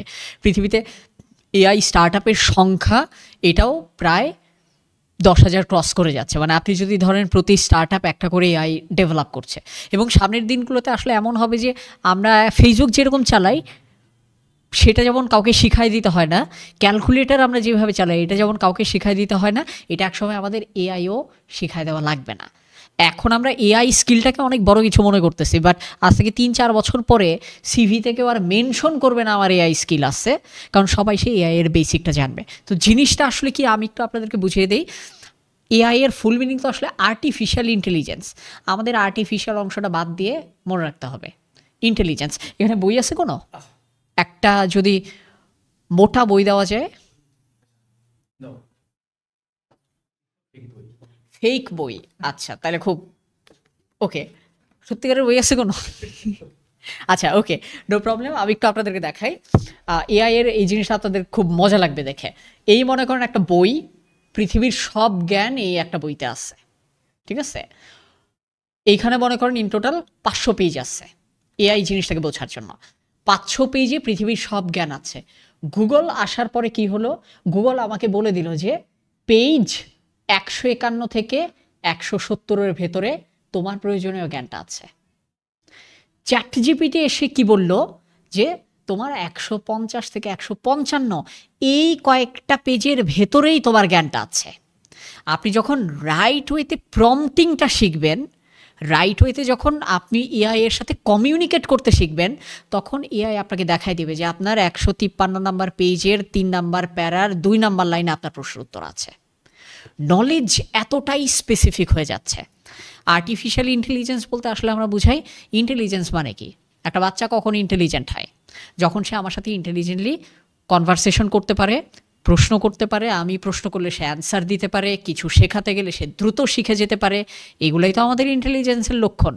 মানুষের যেটা ইন্টেলিজেন্সের লক্ষণ, সেম জিনিসটা যখন কোনো কম্পিউটার বা সিস্টেমের ভেতরে থাকে। আমি চ্যাট জিপিটিকে প্রশ্ন করি, সে অ্যান্সার করতে পারে। আমি তাকে কিছু বোঝালে সে বুঝে, এবং বুঝে সে আরও বেটার ওয়েতে সেটাকে ডেলিভার করে। এই কারণে আমার মতে হচ্ছে আর্টিফিশিয়াল ইন্টেলিজেন্সটা মূলত আমি যে মানুষ একটা ইন্টেলিজেন্ট, আমার সাথে যে যন্ত্র, ওই যন্ত্রটাও আস্তে আস্তে ইন্টেলিজেন্ট হয়ে যাচ্ছে। এবং আপনি যে প্রশ্নটা আমাকে করলেন, সবসময় মনে রাখবেন আর্টিফিশিয়ালি ইন্টেলিজেন্ট সিস্টেমকে চালানোর জন্য যে মানুষটা থাকবে, ওই মানুষটার নিজেরও ইন্টেলিজেন্ট হওয়াটা জরুরি। আপনি ইন্টেলিজেন্ট না হয়ে কখনোই কোনো একটা আর্টিফিশিয়ালি ইন্টেলিজেন্ট সিস্টেমের সাথে আপনি কমিউনিকেট করতে পারবেন না। আমি আপনার ব্যাপারটা একটু এক্সপ্লেইন করি। বেসিক্যালি আর্টিফিশিয়াল ইন্টেলিজেন্স কি জিনিস? আর্টিফিশিয়াল বাদ ইন্টেলিজেন্স মানে একটা বুদ্ধিমত্তা। লাইক আমার একটা বন্ধু, তার অনেক বুদ্ধি, সে হলো একটা রোবট যন্ত্র, তার অনেক বুদ্ধি, সে হলো আর্টিফিশিয়াল ইন্টেলিজেন্স। ওকে, এখন যেটা হয়, আমি একটা স্কিল শিখে এটাকে অ্যাপ্লাই করতে পারতাম। ফর এক্সাম্পল আমি লিখতে পারতাম। ওই আর্টিফিশিয়ালি আমি তাকে শিখাইছি, তাই তো? তাকে আমি শিখাইছি, মেশিন লার্নিং দিয়ে শিখাইছি। তার মধ্যে বুদ্ধি তৈরি হয়েছে, সে লিখতে পারে আমার জন্য। তার মধ্যে বুদ্ধি তৈরি হয়েছে, সে আঁকতে পারে আমার জন্য। তার মধ্যে বুদ্ধি তৈরি হয়েছে, কোড লিখতে পারে আমার জন্য। এই তো মেইনলি আর্টিফিশিয়াল ইন্টেলিজেন্স। এইটাই। এখন এই জায়গায় তাইলে টিকে থাকবে কারা? আমাদের তো মনেই হয় যে ভাই এআই কি আমার জবটা খেয়ে ফেলবে। এটা অনেক আমি একটু ডেটা দিই আপনাদেরকে, ঠিক আছে? ওয়ার্ল্ড ইকোনমি ফোরাম অলরেডি এটা বলেছে যে এআই এর কারণে পৃথিবীতে প্রায় 86 কোটি মানুষ তারা জব হারাবে।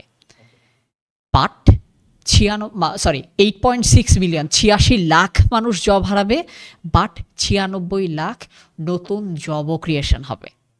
সো এই যে নতুন জব যারা ক্রিয়েশন হবে, তারা আসলে কারা হবে? দেখেন, তারা হবে সেই মানুষগুলো যারা আসলে এআইটাকে প্রপারলি ইউটিলাইজ করতে পারতেছে, নিজেদের কাজগুলোতে এআই ইউটিলাইজ করতে পারতেছে। আমাদের কিছু পুরনো জব মার্কেটের কিছু কালচার নষ্ট হয়ে যাবে। যেমন এমন একটা সময় ছিল, আপনি দেখবেন নাইকির যিনি সিইও, তিনি নাইকিতে ইন্টার্ন থেকে সিইও পর্যন্ত এক প্রতিষ্ঠানেই ছিলেন, উনি অন্য কোনো প্রতিষ্ঠানে কাজ করেন নাই। বাট সামনে আমাদের যে নতুন জেনারেশন আসতেছে, এমনও হইতে পারে তারা আসলে একাধিক প্রতিষ্ঠানের জন্য কাজ করবে। সামনের জব মার্কেটের একটু আমি সিনারিওটা বলে দিই। এখন আপনি দেখবেন একটা 100 কোটি টাকার কোম্পানি চালানোর জন্য কয়েকশো মানুষ এমপ্লয়ি হিসেবে লাগে। 1000 কোটি টাকার কোম্পানি 500 থেকে 700 মানুষ চালায়। সামনে আপনি দেখবেন সিঙ্গেল পার্সন মিলিয়নেয়ার হয়ে গেছে, সিঙ্গেল পার্সন বা খুব লিমিটেড স্কেলে। তারা মিলিয়নিয়ার বিলিয়নিয়ার হয়ে গেছে। ইউএসএতে একটা কালচার চলে আসছে, এই কালচারটাকে ওই যে FNF এর মতো, এটা একটা 3F বলে, যে ফ্রেন্ডস, ফ্যামিলি, ফান। এই 3টা জিনিস মেনটেন করে তারা স্টার্ট আপ বানাবে। কীভাবে বানাবে? তারা একটা স্টার্ট আপের সাইজ কখনোই 12 জন এমপ্লয়ির বেশি করবে না। মাত্র 12 জন মিলে তারা $multi-million কোম্পানি তৈরি করবে। প্রত্যেকটা এমপ্লয়ির $1 million করে ভ্যালুয়েশন চলে আসবে এবং তারা ওই 12টা মানুষকে এমনভাবে ডেভেলপ করবে প্রত্যেকটা মানুষ 10টা মানুষের কাজ করে ফেলতে পারবে। একটা মানুষ 10টা মানুষের কাজ করবে কিসের মাধ্যমে? ওই AI এর মাধ্যমে। ইউএসএতে কিন্তু এখন এই ধরনের স্টার্ট আপ কালচারগুলো চলে আসতেছে, যে আমার ফ্রেন্ড 10টা ফ্রেন্ড, আমরা 10 জন মিলে, আমরা যা স্কেল করার 10 জন মিলেই করব। আমি হয়তো তাতে বিলিয়নিয়ার হইতে পারবো না, বাট আমি $multi-million আমি কোম্পানি রান করায় ফেলবো। কাজে আমার ফান থাকবে, ফ্যামিলিকে টাইম দিতে পারবো, আমার ফ্রেন্ডসের সাথে একসাথে আমি টিম করব। FNF মানে 3টা F আমার একসাথে আসছে, প্লাস আমার ফাইন্যান্সিয়াল গোল অ্যাচিভড হয়ে যাবে। সামনের দিনগুলোতে এরকম অনেক স্টার্ট আপ দেখা যাবে। টেলিগ্রাম, আমি যদি এক্সাম্পল দিই, টেলিগ্রাম তাদের মাত্র 30 জন এমপ্লয়ি, ভ্যালুয়েশন $1 billion উপরে। এরকম অসংখ্য প্রতিষ্ঠান তৈরি হবে যারা কিনা স্মল সাইজ থেকে অনেক বড় বড় করে স্কেল করবে। স্মল সাইজ থেকে স্কেল কীভাবে করবে? ওই যে কারণে একটা মানুষ সে হয়তো 4-5টা AI টুল ইউজ করে 5-6 জনের কাজ একাই করে ফেলবে। এবং ফিউচারের এই জব মার্কেটে দেখা যাবে, আসলে মজার একটা জিনিস বলি, আমাদের জব মার্কেটে যেটা সমস্যা হয়, আজকে আমার, এটা একটা প্যারাডক্সের মতো, আজকে আমার অভিজ্ঞতা নাই তাই আমার চাকরি নাই। কেন আমার অভিজ্ঞতা নেই? কারণ আমার চাকরি নাই। ডিম আগে না মুরগি আঁকের মতো। আজ থেকে কয়েক বছর পরে আমার যদি অভিজ্ঞতা নাও থাকে, 2টা মানুষ ক্যান্ডিডেট হিসেবে আসছে, একজনের জবের অভিজ্ঞতা আছে কিন্তু কোনো AI এর রেডিনেস নাই, ভার্সেস আমার জবের অভিজ্ঞতা নাই বাট AI টুলগুলোকে আমি খুবই সফিস্টিকেটেড ওয়েতে আমি শিখাইতে পারি বা কাজে লাগাইতে পারি। তখন আমার AI স্কিল দিয়ে আমি তার এক্সপিরিয়েন্সকে বিট দিতে পারবো। ওই ইকোনমিতে বলা হবে এক্সপার্টিজ এক্সপিরিয়েন্সকে বিট দিয়ে দিবে। আচ্ছা ভাইয়া, আমরা এইটুকু মোটামুটি বুঝলাম যে অদূর ভবিষ্যতে স্টার্ট আপ বা বিজনেসগুলো এমন হতে যাচ্ছে যেখানে AI জিনিসটা থাকবেই, গ্যারান্টি। এবং কালচারটা এমন হতে যাচ্ছে যে 10 জনের কাজ একজন করবে, এরকম একটা কালচার হতে যাচ্ছে এবং অলরেডি এখন হচ্ছে। লাইক ধরুন আমি আমার বিজনেসে যদি বলি, আমরা একটা সময় ইউটিউব চ্যানেল চালানোর জন্য যেটা করতাম, নিজেরা ভিডিও বানাইতাম, সেটাকে এডিটরের কাছে পাঠাইতাম, এডিট করতো, এডিট করে একটা জায়গায় সেভ করে রাখতো, ওখান থেকে আরেকজন এটাকে ইউটিউব চ্যানেলে আপলোড করতো। আমরা পুরোটা অটোমেট করে ফেলছি। আমরা এখন ইউটিউব ভিডিও বানাই কীভাবে? আমি ফার্স্টে আমার একটা শ্যুট নিলাম, একটা শ্যুট নেওয়ার পর এরপর 200 ভিডিও হয়ে গেছে, আমার আর কোনো ইনভলভমেন্ট নাই। এক্স্যাক্টলি, ওইটা অনেকটা AI এজেন্টের মতো কাজ করে। আমার এই একই চেহারা দিয়েই নানাভাবে অ্যাভাটার তৈরি করে, ইভেন আমি ইংরেজিতে কথা বলি আমার ওই ভিডিওগুলোতে, এটাও পুরোটা AI দিয়ে করি আমরা। সো এই যে দেখেন, আগে আমি ইংরেজি শেখার দরকার ছিল, দেখেন কিভাবে আসলে জব মার্কেট ছোট হচ্ছে। আগে আমার ইংরেজি শেখার দরকার ছিল, ইংরেজি শিখতে হইলে একজন ইংরেজি শিক্ষকের কাছে যাইতে হইতো, শিক্ষকের ডিমান্ড কমলো আমার কাছে। আমি আগে একটা স্টুডিও আমার রেন্টে নিতে হইতো, 200 ভিডিও বানানোর জন্য 200 বার আমি রেন্টে নিতাম। এখন আমি একবার শ্যুট করছি, বাকি 199 বার কিন্তু আমার AI আমাকে আমার কন্টেন্ট তৈরি করে দিচ্ছে। 2, 3, আমার এডিটিং আমার AI করে দিচ্ছে, আমার এডিটরের চাকরিও গেল। এরপরে আগে হচ্ছে আমি ইউটিউব চ্যানেলে আপলোড করতাম, এখন আমার এজেন্ট আপলোড করে দেয়, আমার ম্যানেজারের চাকরিও গেল। তাহলে এই যে দেখেন, আমারই প্রায় 5 জনের কাজ আমি এখন একা করে AI টুলস করে ফেলতে। এমন কি আপনি যদি বিজনেস স্কেলও করেন, এমন যদি দেখা যায় যে এখন আপনার আসলে অন্য আরো কিছু হাই ইম্পর্টেন্ট কাজ করতে হবে, এইগুলাও আপনি করতে চাচ্ছেন না, তখন আপনি 5 জন আলাদা আলাদা মানুষ হায়ার না করে আপনি একজন প্রম্পটার হায়ার করবেন। সেও 5 জনের কাজ আপনার হয়ে AI দিয়ে সে আদায় করে নিয়ে আসবে। আপনার কিন্তু আর 5 জন হায়ার করতে হচ্ছে না। এবং এটা কিন্তু ভাই আমাদের জব মার্কেটের একটা বড় যেটা রিস্ক হবে, এই ধরনের যারা প্রম্পটার হবে তারা অনেক ভালো হয়ে গেলে তারা ডিস্ট্যান্ট বা রিমোট ওয়ার্ক হিসেবে তারা অনেক প্রতিষ্ঠানকে এই প্রম্পটিং সার্ভিস দিয়ে দিতে পারবে। এখানে আমি একটা মজার জিনিস আমি অ্যাড করি, আমি আমার স্টুডেন্ট লাইফে আসলে আমি অনেক এক্সপেন্স পেয়েছিলাম, আমার বিভিন্ন NGO-গুলো থেকে আমি ইন্টারপ্রিটেশন সার্ভিস দিতাম। আমার মনে আছে আমি প্রথম আলো এবং UNDP-র একটা SDG ক্যাম্পেইনিংয়ে আমি ইন্টারপ্রেটার হিসেবে ছিলাম। ওখানে 4 জন বিদেশি গেস্ট ছিল, বাংলাদেশি গেস্টের কথা আমার কানে একটা হেডফোন দিয়ে দেওয়া হতো, বাংলাদেশি গেস্টের কথা আমি শুনে ইংলিশে বলতাম, ওই 4 জন ডিগনিটারিজ আমার কথা শুনতো। সো ওই যে ইন্টারপ্রেটার ছিলাম, এখন জেমিনি অলরেডি ইন্টারপ্রিটেশনের কাজ করে দিচ্ছে। সো আমার ওই স্টুডেন্ট লাইফে ওই যে কাজকর্ম করে যে টাকা পয়সাগুলো কামাইতাম, ওইটা এখন আসতেছে না। ট্রান্সলেশনের সার্ভিস উঠে যাচ্ছে, ইন্টারপ্রিটেশনের সার্ভিস উঠে যাচ্ছে। আমরা একটু এভাবে যদি চিন্তা করি যে আপনি ওই সময় করছেন, রাইট, এখনো তো কারো না কারো সময়, তাই না? সে কিন্তু এই জবটা মিস করে যাচ্ছে। সেই জবটা মিস করে যাচ্ছে, বাট সেও আবার এই জবটা পাবে কিভাবে পাবে? সে যদি এআই দেখেন, আমাদের দেখা গেল যে আগে একটা মিটিং হতো, এনজিওর একটা মিটিং মিনিটস হাতে লিখে আমি নিতাম। এখন জেমিনি সেই মিটিং মিনিটস নিয়ে নিচ্ছে। জেমিনি আমাকে যে আউটপুটটা দিচ্ছে, ওই আউটপুটটাকে প্রপারলি এডিট করা, ওইটাকে কিউরেটেড করা, আর একটু কাস্টমাইজ করা, প্রফেশনাল করা, ওই জায়গাটা এখন যে ভালো কাজ করবে তার কিন্তু এখনো জবটা থাকবে। ওকে ভাই, এখন আমার একটা মেজর কোয়েশ্চেন আছে। আমি যখন ফ্রেশ, আমি যখন নতুন, আমি যখন এআই বুঝি না, আজকেই শুনলাম যে ভাই এআই মানে এই সে হ্যাপি জাপি, আমি কিভাবে ডিসিশন নিব, আমি কি শিখবো? আমি আরেকটু এক্সপ্লেন করি। আমার কাছে মনে হয় কি এআই দুই ধরনের। একটা হচ্ছে মাস্ট হ্যাভ লার্নিং, যে কিছু তোমার জানতেই হবে, Must to ChatGPT have আর তোমার good to জানতেই have, হবে, হ্যাঁ। জেমিনাই তোমার জানতেই হবে, পারপ্লেক্সিটি তোমার জানতে, এগুলো হচ্ছে কমন জিনিস, জানতেই হবে। এটা না জানা Major subject এগুলো মেজর সব। সাবজেক্ট। এর বাইরেও আপনার সাবজেক্ট ওয়াইজ অনেক কিছু জানতে হবে। লাইক ধরেন এডিটিং করতে হইলে একটা এআই জানতে হইতে পারে, এটার একটা আলাদা। সো এখন আপনি আমাকে এই রোডম্যাপটা দিবেন, মাস্ট যেই এআইগুলো আমার জানাই লাগবে, এগুলা কোনগুলা? আর আমি যদি এর বাইরে আমার সাবজেক্ট ম্যাটার এক্সপার্ট হওয়ার জন্য বা সাবজেক্ট রিলেভেন্ট যে সমস্ত এআইগুলো আছে, আমরা একটা ইন্ডাস্ট্রি ধরে নিই, for example graphic design industry, সে কিভাবে চিন্তা করবে? ধর আমি একজন গ্রাফিক ডিজাইনার, আমার কিছু এআই মাস্ট জানা লাগবে, আর কিছু এআই আমার ইন্ডাস্ট্রি রিলেভেন্ট এআই আমার জানা লাগবে। আমি কিভাবে? আচ্ছা, আগে মাস্ট হ্যাভগুলো বলে নেই। অবশ্যই আমাদের যত ধরনের চ্যাটবট আছে, যেমন চ্যাট জিপিটি এক ধরনের চ্যাটবট, আমাদের গ্রক, জেমিনাই, ক্লড, ডিপসিক, এরা সবাই হচ্ছে চ্যাটবট। মানে এদেরকে আমি ভয়েসে বা টেক্সটে কমান্ড দিলে ওরা আমাকে ওই জায়গাটায় রিপ্লাই দিচ্ছে। এআই শেখা মানে কিন্তু শুধুমাত্র টুলগুলোতে প্রশ্ন করলাম, সে অ্যান্সার দিল, ইনপুট দিলাম, আউটপুট দিল, এটাই কিন্তু শেখা না। এআই শেখার জন্য 3টা ওয়ার্ড খুব ইম্পর্টেন্ট। প্রথম জিনিস, ইনপুটকে কিভাবে ইম্প্রোভাইজ করতে হয়। চ্যাট জিপিটিতে আমি এআইকে ধরে একটা ওপেন বুক এক্সামের মতো, ঠিক আছে? আপনি একটা পরীক্ষা দিতে আসছেন, আপনার সাথে বই আছে, আপনি প্রশ্নোত্তর সেই বই দেখে দিবেন। তো সেক্ষেত্রে এআইকে আপনি যত ভালোভাবে প্রশ্ন করবেন, মানে যত ভালোভাবে ইনপুট দিবেন, সে তত ভালোভাবে আউটপুট দিবে। আমরা মনে করি আরে চ্যাট জিপিটি ইনস্টল করা মানে চ্যাট জিপিটি শেখা। ভাই এইটাই অনেক সময় হয় যে চ্যাট জিপিটিতে প্রশ্ন করতেছি, রিপ্লাই দিচ্ছে, মানে এটা আমি শিখে গেছে। আমি কোপাইলট নামায় নিছি, সাজেশন দিচ্ছে আমাকে যে কোনো কিছুতে, আমি ওটা ডিরেক্টলি বসাই দিচ্ছি। ভাই এটা আসলে শেখা না। মেইন শেখাটা হচ্ছে ইনপুটটাকে ইম্প্রোভাইজ করতে পারা, আউটপুট যেটা পাচ্ছি আউটপুটটাকে ভ্যালিডেট করতে পারা। সেকেন্ড ওয়ান, আউটপুটটাকেও ইম্প্রোভাইজ করতে পারা, আউটপুটটাকে কাস্টমাইজ করতে পারা, এবং যেই কারণে আমি একটা আউটপুট জেনারেট করতেছি সেটাকে প্রপারলি ওই কারণটাকে অ্যাচিভ করা। এর মানে কি prompt engineering must? Prompt engineering অনেকটাই মাস্ট। কেন মাস্ট আমি বলি, আপনি খুব ইন্টেলিজেন্ট একটা মানুষ, আমি আপনাকে এই বইটা দিয়ে বললাম যে ভাই আপনার এখন পরীক্ষা আছে, আমি যদি আপনাকে বলে দিই ভাই আপনার প্রশ্ন এখানে 7 নম্বর পেজে আছে, এটা বলে দিলে আপনার এফিসিয়েন্সি বাড়বে না? আপনার এফিসিয়েন্সি অনেক বাড়বে। এই এফিসিয়েন্সি কেন বাড়লো? কারণ আমি আপনাকে ইনপুট দিচ্ছি। আমাদের ইনপুটের ওপরে এআই এর আউটপুট নির্ভর করে, এআই এর এফিসিয়েন্সি নির্ভর করে। দেখেন এআইগুলো আসলে কিভাবে কাজ করে, এগুলোকে বলা হয় এলএলএম, মানে লার্জ ল্যাঙ্গুয়েজ মডেল। লার্জ মানে কি?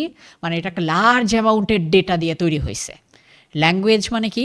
মানুষের ল্যাঙ্গুয়েজ সে বোঝে, মানুষের ল্যাঙ্গুয়েজে সে রিপ্লাই দেয়। মডেল মানে কি? এটা একটা সিস্টেম।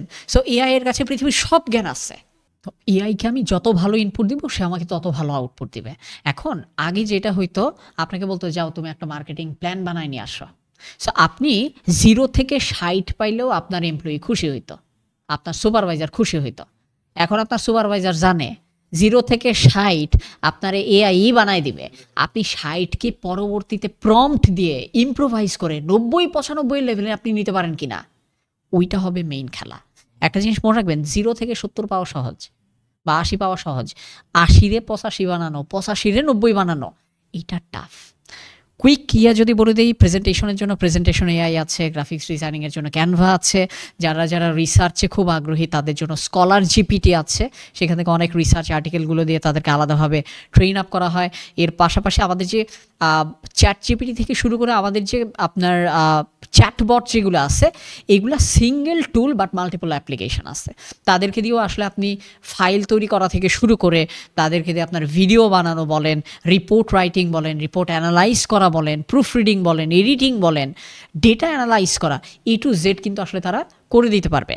আমার মতে লার্নিং কার্ভটা এরকম হওয়া উচিত, সবার আগে আপনি চ্যাটবটগুলো শিখেন, ঠিক আছে? সেকেন্ড ওয়ান, চ্যাটবটগুলো শেখার পরবর্তীতে আপনি কিছু ফাংশনাল স্কিলের, এক্সেলের কিছু এআই আছে, প্রেজেন্টেশন এআই আছে, এইগুলো আপনি শেখেন। দেন আপনি যেই ফিল্ডে কাজ করবেন ওই ফিল্ডের এআইগুলো সম্পর্কে আপনি জানার চেষ্টা করেন।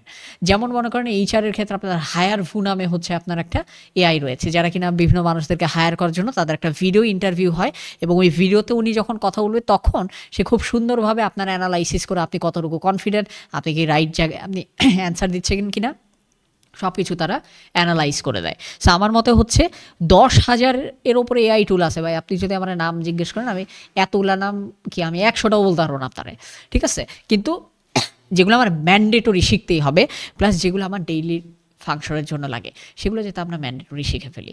Start with chatbot, develop output, then functional. আচ্ছা, তাইলে আমাদের পয়েন্টটা ভেরি সিম্পল। পয়েন্টটা হচ্ছে আমরা কিছু কমন জিনিস শিখবো, লাইক ধরেন চ্যাটবট রিলেটেড যেই এআইগুলো আছে এর মধ্যে ম্যান্ডেটরি হইলো আমার কাছে মনে হয় চ্যাট জিপিটি, একদম ম্যান্ডেটরি, জানতেই হবে। অবশ্যই চ্যাট জিপিটি জানতে হবে। মাইক্রোসফট কোপাইলটও ভালো, মাইক্রোসফট কোপাইলট যথেষ্ট পরিমাণ ভালো ভালো ফলো আপ কোশ্চেন দিয়ে তারা হেল্প করে। টিপসিকও ভালো। গ্রকের কোয়ালিটি অফ, আপনি যদি অ্যানালিটিক্যাল কোশ্চেন করেন সেক্ষেত্রে গ্রকের আউটপুটটা আমার কাছে ভালো লাগে। সো আমরা মোটামুটি ভাই পডকাস্টের একদম শেষ পর্যায়ে চলে আসছি। যদিও আমরা স্টার্টিংয়ে বসছিলাম যে আমরা ঘন্টাখানেক পডকাস্ট করবো, আমরা অলমোস্ট কিন্তু 2 ঘন্টার কাছাকাছি পৌঁছে গেছি। এত বড় হয়ে গেছে পডকাস্ট, অনেক বড়। সো আমরা অলমোস্ট আমাদের পডকাস্টের শেষ পর্যায়ে চলে আসছি ভাইয়া। এখন শেষ পর্যায়ে এসে আমি একটা লাস্ট প্রশ্ন আপনাকে করবো। ফার্স্ট প্রশ্ন হচ্ছে, আপনি আবার চলে যান আপনার ইউনিভার্সিটির ফার্স্ট ইয়ারে, বের হয়ে চলে যাও।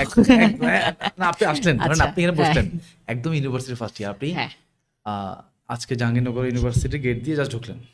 এই হলো আপনি ধরেন আপনি গ্রাম থেকে আসছেন, মফস্বল শহর থেকে আসছেন, এখন আপনি ঢাকা শহর ভালোভাবে চেনেন না, কিচ্ছু জানেন না। এরকম অনেক ছেলেবেলা আছে কিন্তু, অবশ্যই আছে, আমি নিজেও এরকমই ছিলাম। ওকে, আমি ধরে নিচ্ছি আছে এরকম অনেকজন। এই মফস্বলের ছেলেটা কিন্তু হয়তো আমাদের এই পডকাস্টটা নাও পেতে পারে বা পেতেও পারে। আমি এক্সপেক্ট করবো বা আমি হোপ করবো আমাদের পডকাস্টটা যেন ছেলেটা পায়। ওই ছেলেটা পাওয়ার পর সে যেন আমাদের এই কথাটাও শোনে, এবং এটাকে আমি একটা ছোট শর্টস হিসেবে আমি আপলোড করবো এই এখন যে ডিসকাশনটা হবে। সো এই মফস্বলের ছেলেটা জাস্ট জাহাঙ্গীরনগর ইউনিভার্সিটি ঢুকলো একদম আপনার মতো। এখন সে এখনও জানে না ফার্স্ট ইয়ারে কী হয়, সেকেন্ড ইয়ারে কী হয়, থার্ড ইয়ারে কী হয়, ফোর্থ ইয়ারে কী হয়, এরপরে কী হয়। তাকে আপনি ওভারঅল একটা কম্বিনেশন অফ গাইডলাইন দিবেন। আপনি যে গাইডলাইনে থাকবে ফার্স্ট ইয়ার থেকে তার কোন কোন স্কিলের দিকে এখনই ফোকাস করে ফেলা উচিত, একদম রোডম্যাপ। সেকেন্ড ইয়ারে গিয়ে সে কী অ্যাচিভ করা উচিত। সে যদি পড়াশোনার পাশাপাশি 2 ঘন্টা সময় দিয়ে একটা স্কিল শিখলো, সে আরও 4-5 ঘন্টা সময় দিয়ে হয়তো, ধরেন আমাদের দেশে যেটা হয় সবাই টিউশন করে, এটাকে আপনি প্রিফার করেন কি না? আমি প্রিফার করি না, কারণ এই টিউশন স্কিলটা দিন শেষে এটা কোনো স্কিল হিসেবে কনসিডার করি না আমরা, কোনো আউটপুট নাই এটা থেকে। সো সে পাশাপাশি যদি একটা ইনকাম সোর্স ক্রিয়েট করতে চায় তাহলে তো কী চিন্তা করা উচিত বা কী করা উচিত। এবং এই যে 4 বছর পর সে লাইক ধরেন আগে জব হান্ট করবে, তার লিঙ্কডিনে কানেক্ট হওয়া উচিত, তাই না? তার লিঙ্কডিন অ্যাকাউন্ট থাকা উচিত। এটা হচ্ছে গাইডলাইন আর কি, তার লিঙ্কডিন অ্যাকাউন্ট থাকা একটা উচিত। প্রশ্ন বলে কিন্তু অনেক প্রশ্ন করতেছেন, আচ্ছা বলেন। প্রশ্ন একটাই ভাই, প্রশ্ন হচ্ছে আচ্ছা, ফার্স্ট ইয়ার থেকে কোন ইয়ারে আসলে আমাদের কি কি করা উচিত, কোন ইয়ারে কি করা উচিত? ওকে, আমি ফার্স্ট ইয়ারে সবার আগে বলবো যে আসলে আমাদের দেশে আমরা সবসময় কিন্তু পছন্দের সাবজেক্ট আসলে আমরা পড়ার সুযোগ পাই না। আমরা যেই সাবজেক্টে চান্স পাই আমরা সেই সাবজেক্টে পড়ি। আমার কথা হচ্ছে ভাই, আপনি যদি আপনার পছন্দের সাবজেক্টে চান্স না পান ফার্স্ট ইয়ারে গিয়ে, যদি সুযোগ থাকে ওইটা আপনি চেঞ্জ করে ফেলেন, যদি সুযোগ থাকে। এর কারণ কি আমি বলি, ইউনিভার্সিটি লাইফ আমার 4 বছর, পরের জব লাইফ আমার 30 বছর, যেটা প্রায় 8 গুণ আমার দেখেন আমাদের টোটাল একাডেমিক লাইফ 17 বছর। 10 বছরের স্কুল, 2 বছরের কলেজ, 4 বছর অনার্স, 5 বছর মাস্টার্স, 2 বছর নষ্ট করবেন আরও, হয় ইয়ার ড্রপ হবে, নয় যে ট্রাফিক জ্যাম বা সেশন জ্যাম কিছু না কিছুর একটা পরে। আপনার যতটুকু একাডেমিক লাইফ তার ডাবল হচ্ছে আপনার প্রফেশনাল লাইফ, বা তার অন্তত 1.5 গুণ। এখন আপনি যদি আপনার সাবজেক্ট পছন্দ না হয় এবং আপনার সাবজেক্ট যদি এমন হয় যে ওই সাবজেক্টটি আপনার পরের জব লাইফ ডিফাইন করে দিচ্ছে, ভাই 4টা বছর আপনি কষ্ট করে হয়তো সারভাইভ করে যাবেন, পরের 30 বছর আপনি কি করবেন? আপনি কিন্তু কিছু করতে পারবেন না।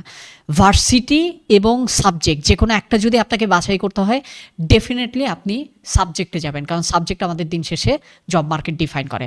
সবার আগে যদি দেখেন ভাই আপনার সাবজেক্ট পছন্দ হয় নাই, 4 বছর পরে একটা খারাপ রেজাল্ট নিয়ে বের হইলেন, মানুষরে বললেন যে ভাই আমার সাবজেক্ট ভালো ছিল না দেখে আমার রেজাল্ট খারাপ হয়েছে, এই সিম্প্যাথি দিয়ে কিন্তু আপনি সবসময় প্রবলেম সলভ করতে পারবেন না।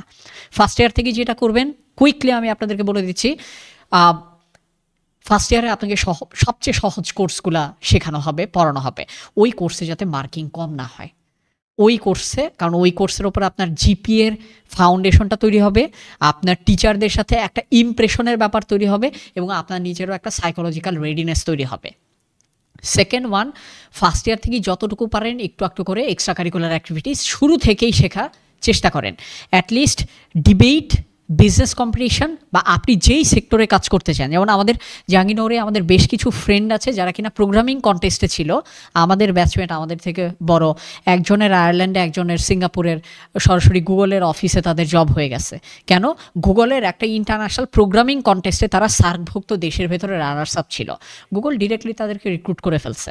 সো আপনি ফার্স্ট ইয়ার থেকেই যেটা চিন্তা করবেন যে ভাই আপনাকে নিজের পায়ে দাঁড়াইতে হবে। আমাদের লাইফের আসলে অনেক বড় একটা অ্যাচিভমেন্ট কি জানেন?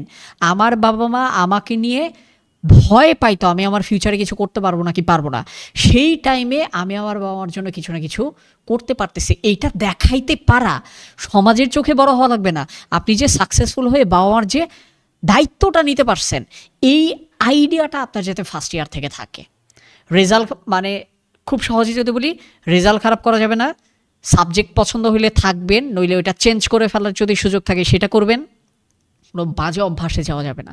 আমাদের ভার্সিটি লাইফে অনেক সময় দেখা যায় আমরা অনেক কুল হওয়ার জন্য আমরা ড্রাগ অ্যাডিক্টেড হয়ে যাই, অনেক সময় অনেক কিছু হয়ে যায়, এই পলিটিক্যালি আমরা অনেক বেশি ইনভলভ হয়ে যাই। প্লিজ এমন কিছু করবেন না যেটা আপনার লাইফকে আসলে ক্ষতিগ্রস্ত করে। নিজের প্রতি একটু, এটা কিন্তু আসলে নিজেকে খারাপ কিছু থেকে দূরে রাখার মানে হচ্ছে আপনি নিজেকে নিজে ভালোবাসেন, এই ভালোবাসাটা আসলে খুব জরুরি। শিক্ষকদের সাথে একটু ভালো সম্পর্ক রাখবেন, অ্যালামনাইদের সাথে একটু ভালো সম্পর্ক রাখবেন। আপনি ফিউচারে যেই সেক্টরে, যেই ডিপার্টমেন্টে আপনি কাজ করতে চান, আপনার ওই ইউনিভার্সিটির যদি আপনার কোনো অ্যালামনাই থাকে, তার সাথে তার চাকরির স্টোরি সম্পর্কে একটু জানবেন, তার লাইফটা কেমন। ফার্স্ট ইয়ার থেকে জানলেই যেটা হবে, আপনি এখন ওই চাকরি জীবনে ঢুকেন নাই, বাট কিছু না কিছু আইডিয়া আপনার ভেতরে চলে আসবে। সেকেন্ড ইয়ার যখন হয়ে যাবে, আমি বলি ফার্স্ট ইয়ার থেকে আপনি অপশন অ্যানালাইজ করা শুরু করেন, যে আসলে আপনার হাতে কী কী অপশন আছে। বাইরে পড়তে যেতে চান, বা দেশে থাকতে চান, সরকারি সেক্টরে কাজ করবেন নাকি বেসরকারি সেক্টরে কাজ করবেন, নাকি এনজিওতে কাজ করবেন, নাকি নিজের কোনো বিজনেস দিবেন। আপনি যদি বেসরকারি সেক্টরে কাজ করেন, সেখানে আরএমজি আছে, এফএমসিজি আছে, এফএমসিজি মানে fast moving consumer goods, telecom sector আছে, ফার্মাসিউটিক্যাল সেক্টর আছে। সো আপনি ফার্স্ট ইয়ারের ভেতর আপনি আগে অপশনগুলোকে এক্সপ্লোর করেন, যে আমার সামনে কতগুলা পথ আছে। সেকেন্ড ইয়ারে গিয়ে আপনি সেখান থেকে 3টাকে শর্ট লিস্টেড বানায় ফেলেন। থার্ড ইয়ারে যখন হবে, আপনি আপনার ওই শর্ট লিস্টেড অনুযায়ী আপনি মেজর চুজ করবেন। ফোর্থ ইয়ারে যখন হবে, আপনি আরও স্পেসিফিক হয়ে আপনি সেগুলোর ব্যাপারে জব ডেসক্রিপশন অনুযায়ী আপনি নেটওয়ার্কিংটা শুরু করে দিবেন। নেটওয়ার্কিং ফার্স্ট ইয়ার থেকেই শুরু করবেন। কিভাবে শুরু করবেন? ইভেন্টসে গিয়ে নেটওয়ার্কিং শুরু করবেন। বিশেষ করে আমি ডিবেট বা এক্সট্রা কারিকুলার অ্যাক্টিভিটিসগুলোকে আমি কেন অনেক বেশি সাপোর্ট করি, আমরা যখন একটা বিজনেস কম্পিটিশনে অ্যাটেন্ড করতাম, অন্তত বাংলাদেশের 50টা বিশ্ববিদ্যালয়ের আমার মতো আরও 50টা ছেলে পেলে 50টা টিম নিয়ে আসতো। 4-50-এ 200 মানুষ একটা কম্পিটিশনে চলে আসতো। একটা কম্পিটিশনে যাওয়া মানে আমার তাদের সাথে ইন্টারাকশনের মাধ্যমে 50টা বিশ্ববিদ্যালয় আবার 1-2টা করে ফ্রেন্ডস হয়ে যাচ্ছে, এবং এই নেটওয়ার্কটা বড় হইলে আরও অনেক বেশি হয়। এবং এই ক্ষেত্রে আমি একটা ছোট্ট মোটিভেশনাল লেসন আপনাদেরকে একটু দিয়ে রাখি। প্রতি বছর আমাদের 10 লক্ষের কাছাকাছি মানুষজন এইচএসসি পাস করে জব মার্কেটে ঢুকে। সো ফার্স্ট ইয়ারে বাংলাদেশে গড়ে 10 লাখ মানুষ আছে, সেকেন্ড ইয়ারে 10 লাখ আছে, থার্ড ইয়ারে 10 লাখ আছে, ফোর্থ ইয়ারে 10 লাখ আছে। ইন টোটাল কত হলো? 40 লাখ। এখন আমরা তো একসাথে, যেমন পিটাকের আমরা কম্পিটিশনে আমরা সাবমিট করেছিলাম, ওখানে আমাদের কতগুলো সাবমিশন পড়েছিল? ধরলাম 250 সাবমিশন পড়েছিল। প্রতি সাবমিশনে প্রতি টিমে আমাদের 4 জন করেছিল, তার মানে 1000 জন মানুষ ছিল। তার মানে একটা জিনিস দেখেন, আমি আর ভাই কিন্তু আমরা একই ইন্টারন্যাশনাল একটা সাপ্লাই চেইন কম্পিটিশনে কিন্তু আমরা অ্যাটেন্ড করেছিলাম। বাংলাদেশের ভেতরে একটা বিজনেস কম্পিটিশন হচ্ছে, টোটাল সাবমিশন পড়েছে 250, টোটাল মানুষের সংখ্যা 1000। ওই টাইমে আমাদের জেনারেশনে মোট স্টুডেন্ট সংখ্যা ছিল 40 লাখ। চিন্তা করে দেখেন 40 লাখ মানুষ থেকে মাত্র 1000 মানুষ একটা কম্পিটিশনে অ্যাটেন্ড করছে। আউট অফ দ্য বক্সে গিয়ে চিন্তা করতে পারছে মাত্র 1000 জন। আপনি চিন্তা করেন ওই কম্পিটিশনের আমি যদি 1000তম হই, তার মানে যে আমি হেরে গেছি বিষয়টা এমন না, বরঞ্চ ওই 40,000-এর স্যাম্পল সাইজ থেকে টপ 1000 বাছাই করলে আমি তার মধ্যে একজন হিসেবে আছি। বাংলাদেশের এক্সট্রা কারিকুলারটা হচ্ছে অনেকটা এরকম অবস্থায়, একটা জেনারেশনের যত স্টুডেন্ট তার থেকে টপ 200 বা 300 ছেলে পেলে অল্প কিছু এক্সট্রা কারিকুলার অ্যাক্টিভিটিসে তারা অ্যাটেন্ড করে এবং পরবর্তীতে এটা আসলে তাদেরকে অনেক অনেক বেশি হেল্প করে। থার্ড ইয়ার থেকে মেজরটাকে একটু চুজ করবেন খুব ভালোভাবে, এবং যারা অলরেডি থার্ড ইয়ার আছেন আমি একটু আপনাদেরকে বলি, আপনাদের যদি ফার্স্ট ইয়ার এবং সেকেন্ড ইয়ারে রেজাল্ট যদি খারাপও হয়ে যায়, থার্ড ইয়ারে উঠে যদি আপনি ডিসিশন নেন যে আপনি দেশের বাইরে পড়াশোনা করতে যেতে চাচ্ছেন, আপনি থার্ড ইয়ারের রেজাল্টটা ভালো করেন। দেশের বাইরে আপনি যেই সাবজেক্টে পড়তে যেতে যাচ্ছেন সেই সাবজেক্টের সাথে রেলেভেন্ট কোর্সে আপনি ভালো স্কোর আপনি তুলে আপনি ফাইনাল ইয়ারে ওঠেন, জিপিএ যতটুকু পারেন আপনি বাড়ান। এর পরবর্তীতে আপনি এসওপিতে নিজেকে সুন্দরভাবে জাস্টিফাই করতে পারবেন। একটা ছোট্ট এক্সাম্পল দেই, আমি বিবিএর স্টুডেন্ট, আমি সেকেন্ড ইয়ার পর্যন্ত আমার রেজাল্ট খারাপ, আমি চাই আমার বিবিএ শেষ করে বাইরে ইকোনমিক্সের উপরে আমি মাস্টার্স করব। থার্ড ইয়ারে গিয়ে ইকোনমিক্সের একটা বড় অংশ হচ্ছে স্ট্যাটিস্টিক্স। সো থার্ড ইয়ারে গিয়ে দেখা গেলো আমার 5টা সাবজেক্ট আছে, এর ভেতরে স্ট্যাটিস্টিক্স সাবজেক্টটা আমার ফিউচারে পড়তে চাওয়া ইকোনমিক্সের সাথে কানেক্টেড। তাহলে আমার যেটা টার্গেট হবে থার্ড ইয়ারে গিয়ে আমি আমার ওই স্ট্যাটিস্টিক্স কোর্সে আমি স্কোরটা বাড়ায় ফেলবো, ফোর্থ ইয়ারেও আমার রেজাল্টটা ভালো করব। ভালো করলে ওই বিশ্ববিদ্যালয়ে যদি আমাকে জিজ্ঞেস করে যে ভাই আপনার রেজাল্ট এত খারাপ কেন, আপনি তো ইকোনমিক্স পড়তে পারবেন না, তাকে বলার মতো আমার একটা গ্রাউন্ড থাকবে যে আসলে প্রথম 2টা বছর আমি যখন বিবিএ পড়ি আমার সাবজেক্টটা খুব একটা ভালো লাগে নাই, আমি চেয়েছি ইকোনমিক্স পড়তে। এই কারণে আপনি দেখবেন ইকোনমিক্সের সাথে যেই সাবজেক্টটা রিলেটেড স্ট্যাটিস্টিক্স, আমি কিন্তু সেই সাবজেক্টে থার্ড ইয়ারে উঠে ভালো জিপিএ পেয়েছি, যেটা কিনা আমাকে ইকোনমিক্স বুঝতে হেল্প করবে। এমনকি আপনি যদি দেখেন ফার্স্ট ইয়ার সেকেন্ড ইয়ারের তুলনায় আমার থার্ড ইয়ার এবং ফোর্থ ইয়ারে কিন্তু আমার রেজাল্ট ভালো হয়েছে, আমি একটা প্রোগ্রেসিভ ট্রেন্ডে এসেছি। এইটা বলেও কিন্তু আপনি তাকে সুন্দরভাবে কনভিন্স করতে পারবেন। এমনকি জব মার্কেটের ইন্টারভিউতেও আপনার শুরুর দিকের যদি রেজাল্ট খারাপ হয়, শেষের দিকের ইয়ারগুলোতে রেজাল্ট ভালো হয়েছে, এটাকেও আপনি আপনার একটা জাস্টিফিকেশন হিসেবে দাঁড় করিয়ে ফেলতে পারবেন যে আমি শুরুর দিকে আসলে খুব একটা সিনসিয়ার ছিলাম না, যত সময় গিয়েছে আমি সিনসিয়ার হয়েছি। আপনি আমার রেজাল্টেই দেখবেন যে আমার ফার্স্ট ইয়ার সেকেন্ড ইয়ারের চেয়ে থার্ড ইয়ার ফোর্থ ইয়ারে আমার রেজাল্ট ভালো। এইভাবে আপনি সুন্দর করে নিজের একটা স্টোরি ডেভেলপ করবেন। এবং ফাইনালি একটা জিনিস জাস্ট আমি বলি, লাইফটায় এনজয়মেন্ট এডুকেশন দুটোকে একটু মিলায় কাজ করে ফেলবেন। এমন ফ্রেন্ড সার্কেল যদি মেনটেন করতে পারেন যাদের সাথে আপনার গোল ম্যাচ করে, অ্যাম্বিশন ম্যাচ করে, লেভেল অফ ফোকাস এবং সিনসিয়ারিটি ম্যাচ করে, তাদের সাথেই have fun, at the same time try to develop your self. মানুষ আসলে তার সার্কেলের রেজাল্ট, সো সার্কেলটাকে ওইভাবেই বানান যেই সার্কেলটা আপনার লাইফে আনন্দ এবং একই সাথে আপনাকে গ্রোথ দুটো একসাথে দিয়ে দিবে। ভাই আমাদের পডকাস্টের নাম কিন্তু গ্রোথ পডকাস্ট।